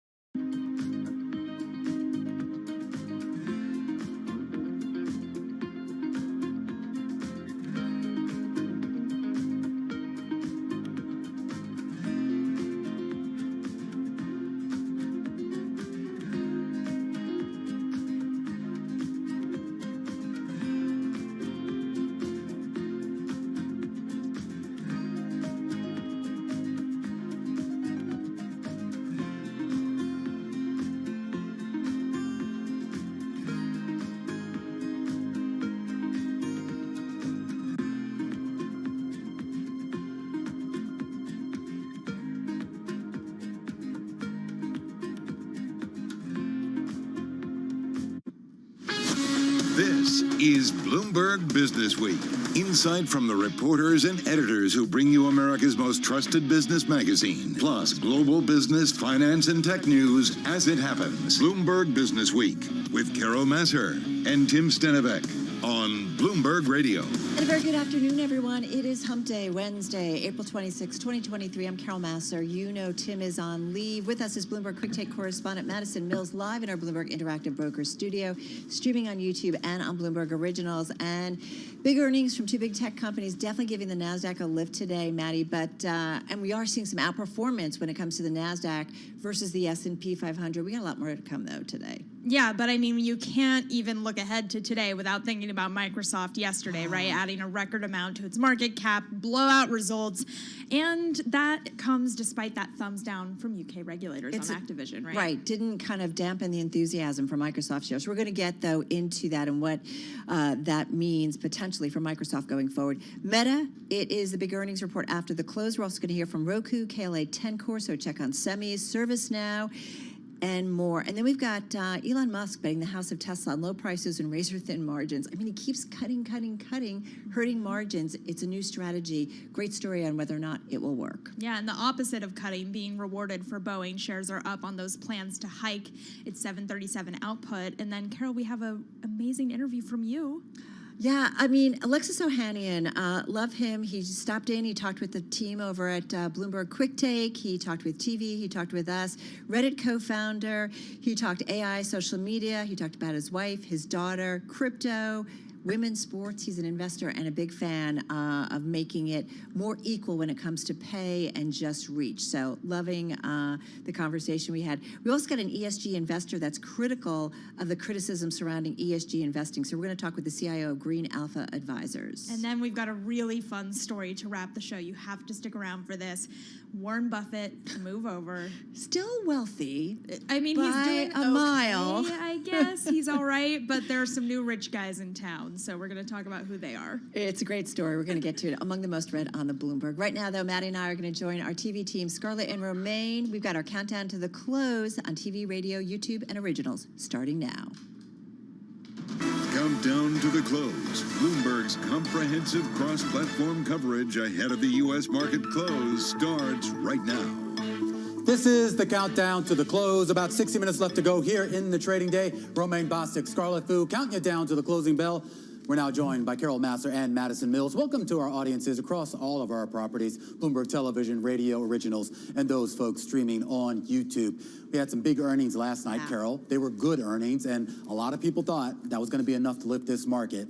Not quite. No, lifting the NASDAQ, but not the broader market, not the S&P 500. We'll get into that. And a big reason why is what you just said, Microsoft, those blockbuster earnings, and that gave a lift to the overall software space. We're seeing it play out in many smaller names. Let's bring up some numbers for you. Microsoft, by the way, top of the S&P 500 and NASDAQ 100 today. It is up more than 7%, adding a record amount to its market cap. Maddie was just mentioning that earlier. Datadog up 11.5%. You've got MongoDB, it is up more than 13%. Snowflake up about 8.5%. So we are seeing investors all in on anything to do with really software and cloud today, Maddie. Yeah, well, if you look at the equal weight of the S&P 500 relative to some of those big tech names you were mentioning, Carol, we do see a big bifurcation here. Microsoft is higher on the year. Google is hanging in there near Microsoft as well. But you really got to look at that 23% spread between the performance of the S&P 500 and Microsoft. So it's clear that the big tech names are still driving a lot of those moves in the S&P.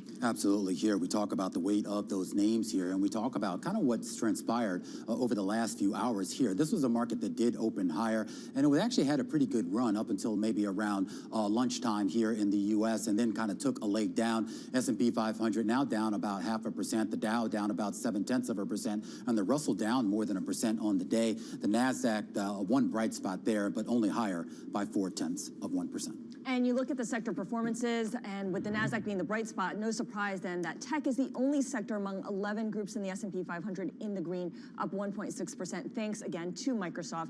On the downside, you've got utilities, industrials, and energy, so a mix of defensive stocks as well as those cyclicals leading the way down, all off by at least 1.5%.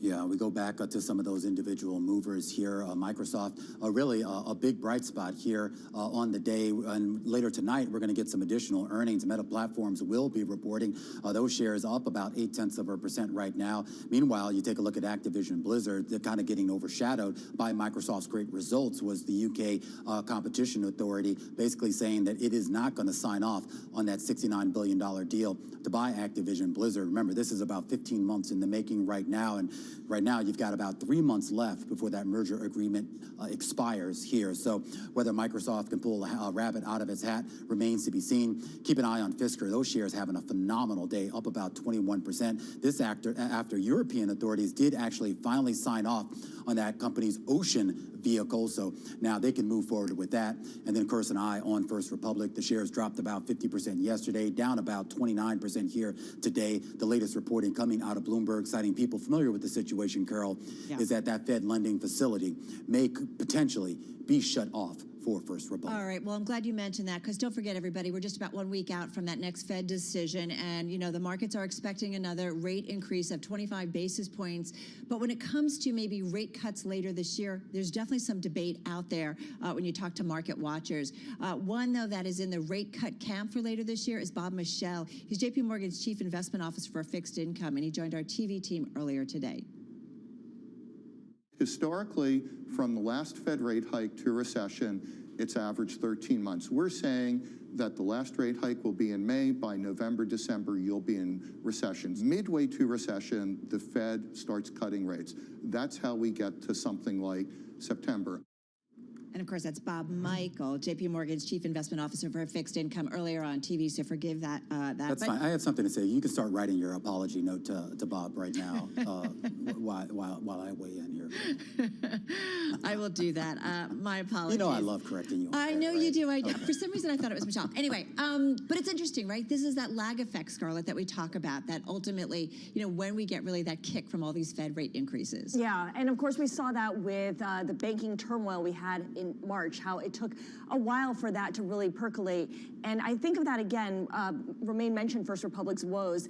The stock has been suspended from trading for the moment, so it hasn't actually reacted to the headline that regulators may change their assessment of the bank that would lead to First Republic's ability or hurt its ability to tap the Fed private lending facilities. Now, I bring that up because we're looking at the S&P and the Russell 2000 hitting session lows when those headlines cross. So when trading resumes, maybe there'll be a bigger impact, maybe not, but it certainly lends credence to the idea that the banking issues that we saw in March are not over. Well, it's a really great point, Scarlett, and investors have so much to be worried about, right? We've got the banking concerns, the looming debt ceiling question in the air, and the looming potential of a recession, but then we have these positive earnings that are beating estimates, so it's kind of a good, bad. I like what you said earlier, Romain, about it being sort of a Rorschach test on the terminal. You can just kind of see whatever you want through the data. I think it's interesting. I mean, we got, of course, I think the census data, I think, was really interesting of the advanced indicators. A lot of talk here about that drop in capital spending. And then heading into not just the GDP report, I kind of forgot just the deluge that you're going to get, because you get GDP tomorrow, you get PCE, on Friday, and then I think, on Monday, you get something else that I'm kind of blanking on. But the idea here, the Fed is going into this meeting here with a lot of ammunition, but the question is that an ammunition for more rate hikes or for a pause or cuts? Right, you got the employment cost index, that's really key, and they're going to watch for wage inflation. And I think bottom line, net, when we get through those reports, Scarlett, it's going to show us that inflation is still out there, and that is the #1 target when it comes to the Federal Reserve. Right, and it all depends on how much of a lagging effect there is from the past year's interest rate increases and how much of that has already materialized and how much of it still needs to emerge in the next couple of months. We know that 25 basis points is baked in. Do we get a hike in June and then a pause? And then what potentially has to happen before that rate cut comes into effect? Yeah. Well, it's interesting, too, because we got the Atlanta Fed GDP Now figure today before we get that big GDP number coming in at an underwhelming 1.1%. So it's, again, that question of what are markets going to be betting on if that Thursday GDP figure does sort of confirm the slowing of the economy narrative we've been talking about. All right, Bob Michael, the flowers and chocolates are coming as we speak. All right, guys, that's a wrap for You don't want to anger Bob Michael. I don't want to anger anybody. I want to just get along. All right, we'll be back in less than an hour's time. Our cross-platform. But Bob Michelle, he's really nice. All right, turn off his mic, guys. All right, radio, TV, YouTube, and Bloomberg Originals. We'll be back to count you down to the close and break Meta earnings at 4 p.m. Wall Street time.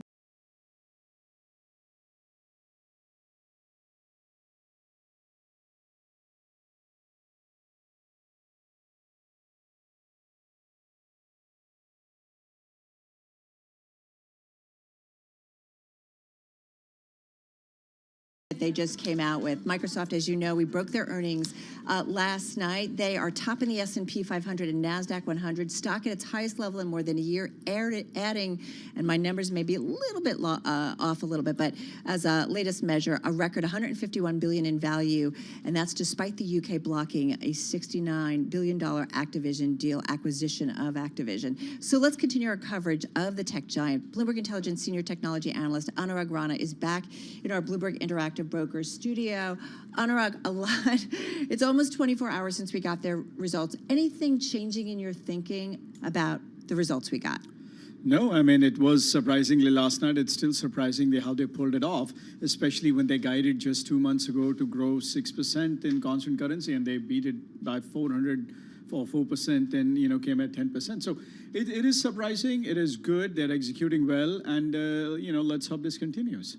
And I wonder to what extent in the Microsoft story you see this as a win for them when it comes to the AI race. Did the earnings yesterday? No. No. He's That's too early in the game. It's not going to add to anything meaningful for years to come. Okay. This is your regular bread and butter business, PC sales, Office, cloud being not as bad as we thought it would be. So it is, I would say, very little to no contribution from new workloads from AI. Yeah, it's interesting, right? We've all been so ecstatic over Microsoft in particular because of what it's been saying about AI. But when it really comes to it, it was cloud and just kind of the core business at Microsoft that just did so well. What do you make, though, of a company when you say it was just a few months ago they came out with one estimate, right, or forecast, and then all of a sudden they just blow it out? Like, what? Is that just how it sometimes plays out? It does, and it's the narrative, because remember, Microsoft is such a big part of the software world that anything it says has a big, meaning for read-through for other companies. I mean, look at some of the other companies today. Look at Snowflake, Datadog, MongoDB. They're all rushing because these are the guys who say that, okay, enterprises are still spending on some of their products and things are not getting worse. I think things are not getting worse to me, is the big movement, because the banks blowing up, banks spend quite a bit of money on technology. This shows me that the need to be digital is superseding, some short-term blips in funding. I wonder if, when they gave out that forecast, was that, I'm trying to think of where we were in terms of what the Fed was going to do. Was it because they thought the Fed was going to be a lot more aggressive and slow down the economy? I don't think it's, they go by that method. I mean, they look at the backlog, they look at what the orders are coming in, they look at what, people are turning things off, and they give their best estimate at that point. But to go from 6 to 10 was pretty commendable to me. Yeah. On the PC side that you were mentioning earlier, we've been talking a lot about the smaller names, like the Seagates of the world, sort of being an indicator of a slowdown in demand. Are you concerned about that when it comes to the Microsoft story? In the Microsoft story, there are two things, consumer and commercial. The consumer was still weak. That has been the case, and then that probably flows through for other vendors. In the case of commercial PCs, which is companies upgrading their PC, that goes by a cycle. That typically does not, factor in your normal day-to-day that consumer spending is weak, so companies won't upgrade. It doesn't happen. They go by their own methodology. If the computers are old, they go out and, I would say upgrade it. Sometimes they push it out by, I would say, 6 months to 9 months, but those numbers were actually pretty good. So that's not like an economic indicator at all? Okay. Well, we talk about the bellwethers, right, within a sector, and I do wonder how you extrapolate out what we got from Microsoft and what it tells us about the broader business spend on IT. No, see, we'll have another company report tonight, ServiceNow. We'll have Amazon tomorrow night. So I think there are other companies that will show. Now, it's possible Microsoft executed better than others, but I doubt it. It's such, as I said, it's such a big portion of overall software spend. I think this just shows to me that we are probably hitting the low watermark at this time, and maybe it's time for a U-turn in terms of technology spending. Interesting. It's funny, yesterday we were kind of musing about Microsoft under Ballmer versus Microsoft under Nadella. it's a different company. A very different company. It's day and night. It was open source was an evil word in the days of Steve Ballmer, and Nadella has embraced it quite a bit. Working with rivals, trying to recognize that if you're not good in certain things, walk out of it. He walked out of the Nokia deal. Ballmer went ahead and bought Nokia. So it's a completely different view when it comes to the new Microsoft. And speaking of deals, I would love to get your take on the Activision situation, the acquisition getting shut down in the UK. And our expert Genry has talked a lot about it, and this is not, in the 4 years ago, this would have been not an issue, but the economic and political climate is so different today that, they will block anything by big tech at this point. So, okay, we know Microsoft's already appealed it. Did Jen says it's going to take a long time. It's going to take a long time. Is it a case where I think there's a $3 billion breakup fee that if Microsoft walks away from it, is it likely Microsoft will, or it'll just ride it out? I think they will just keep on appealing till they figure it out. Do they need it, though? Tell me, in terms of strategy, what does it mean for future growth? Gaming is a big part of it, and like other areas such as, let's say, streaming, content is a very big, important piece of it. In this case, in the case of gaming, you do want to make sure you have the best games possible. And they have said that they will allow it on other platforms as well, but I think that's still met with skepticism. And if someday in the future Microsoft wants to get into cloud gaming, it would, I'm sure, would want to have a lot of those digital assets with it that it can offer those games. Is that why it's not really an overhang on the stock today? Because it's like, okay, this is going to be drawn out, was it an over? I don't think I really. So initially it went up by 9%, 8%. Now it's up 7%, maybe 1% up and down. But again, Microsoft is a company that has 6 or 7 things working for them. It's not dependent on any one particular product or segment for growth. This AI, for example, that just came out in the last 6 months, one could argue 3 years from now, it's going to drive growth a lot more than, perhaps even gaming. Now, it's difficult to measure that, but this is one company that's investing in the right kind of R&D, and it's getting really good results. What I'm wondering is Amazon, as we know cloud also important, obviously, to that company. Is there something that we can glean from what we got from Microsoft and what it means for Amazon? It should be fine. It should be fine. But once again, Amazon's far more exposed to startups and new companies than Microsoft, which has a big portfolio of legacy or older companies like, Citibank, Pepsi, Coca-Cola, etc., while Amazon has more of, the Ubers and the startups. So Amazon may be exposed a little bit more, but I think maybe it's fine. Some of our guests have been calling AI the iPhone moment of this era, and it would seem that Microsoft is the Apple then, right? Do you agree with that? I feel like you don't, but I don't understand why, I guess. It's like somebody asking me about Metaverse a year and a half ago. Yeah. I need to see the results before I get excited. I am a financial analyst. I need to see the numbers. Philosophically, from a concept point of view, it's very good. I have no doubt that this is really a very game-changing moment for the entire world in some form or shape. But now, how long does it take to become mainstream is going to be, it could take years, frankly. Anurag, that's so interesting. Like, do you put it on the same plane as a metaverse, or is it something a little bit more constructive and more developed? I will tell you, 5 to 7 years ago, I wrote a piece on this thing, how AI can change the world. It's just that's happening at a much faster pace today. Generative AI specific, or just AI in general? AI. Yeah. And again, IBM was a big deal at that time. IBM was doing a lot of those similar things, and it just could not expand and got acceptance at that point. It bought weather company. It bought a couple of other companies that looked at images. Watson Health was a big deal. I played around with it. Such a phenomenal product, but it never took off. Right, you can't really argue with the uptake and use of something like ChatGPT versus the use of the metaverse. It's night and day. True, but at the same time, the real money is going to be made from enterprise use. Companies, when they expand into a product like that, but they have to then dive into their own data, they have to clean up that data, that could take years.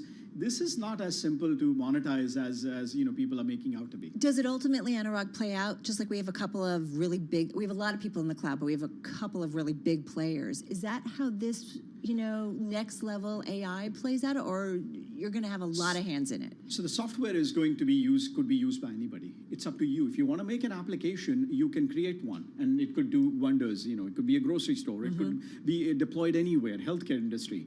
But at the end of the day, we think the biggest beneficiaries are going to be the 3 or the 4 biggest cloud providers, because this infrastructure has to be built on cloud. Right. So Amazon, Google, Microsoft. They don't care who's doing it. We'll just build here. As long as if you're a company and you want to spend some money and create an application, yeah, you can go out and make it. Last question, 20, 30 seconds. Was there anything on the call that wasn't answered to your... No. It's just surprising on the positive side. It is amazing. So great to check in with you again. I'm not even sure if you got any sleep. Did you get any sleep? No. Well, we so appreciate Anurag Rana, our senior technology analyst here at our Bloomberg Intelligence team, our in-house group of analysts here in our Interactive Broker studio. I'm looking at shares of Microsoft, as Anurag said, up almost 9% at its highs today, but still with about a 7.3% gain. And this company just really knocking it out of the park, now up about 23% here in 2023. And I love what you said about how the cloud folks are going to be the winners. That makes so much sense. It's really smart. Right? So. I know all the money that we're throwing stuff up into the cloud right now. Yeah. Photos and silly stuff. All right, folks, you are listening and watching Bloomberg Business Week. Carol Massar along with Madison Mills, and this is Bloomberg Radio.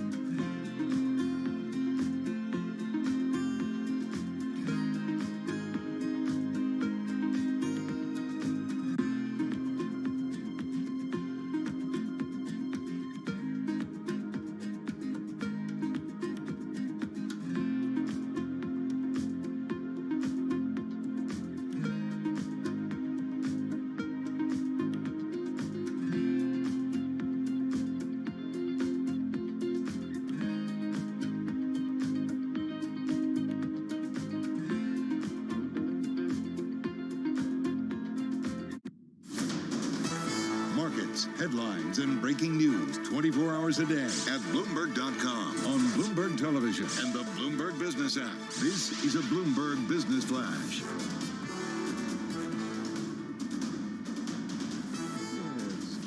On Wall Street, we do check markets all day long. At Bloomberg, we've got the Dow, the S&P, both trading lower. In fact, the S&P lows of the day right now, down 19 points, a decline of 0.5%. The Dow down 260, down 0.8%. NASDAQ higher by 47, a gain there of 0.4%. 10-year yield right now, 3.42%. We've got the 2-year yielding 3.92%. Spot gold down $7 the ounce to $19.90, drop there of 0.3%. While West Texas Intermediate crude down 3.8%, $74.10 a barrel. Stocks turning lower in afternoon trading as fresh concerns about the health of American regional lenders drag down bank shares. Case in point, First Republic. We've got a trading halt on that stock. First Republic down 34%. Bank regulators are weighing the prospect of downgrading their private assessments of First Republic Bank, a move that may curb the troubled firm's access to Federal Reserve lending facilities. Lori Heinel is Global Chief Investment Officer at State Street Global Advisors, and she says you cannot ignore the larger picture when it comes to financial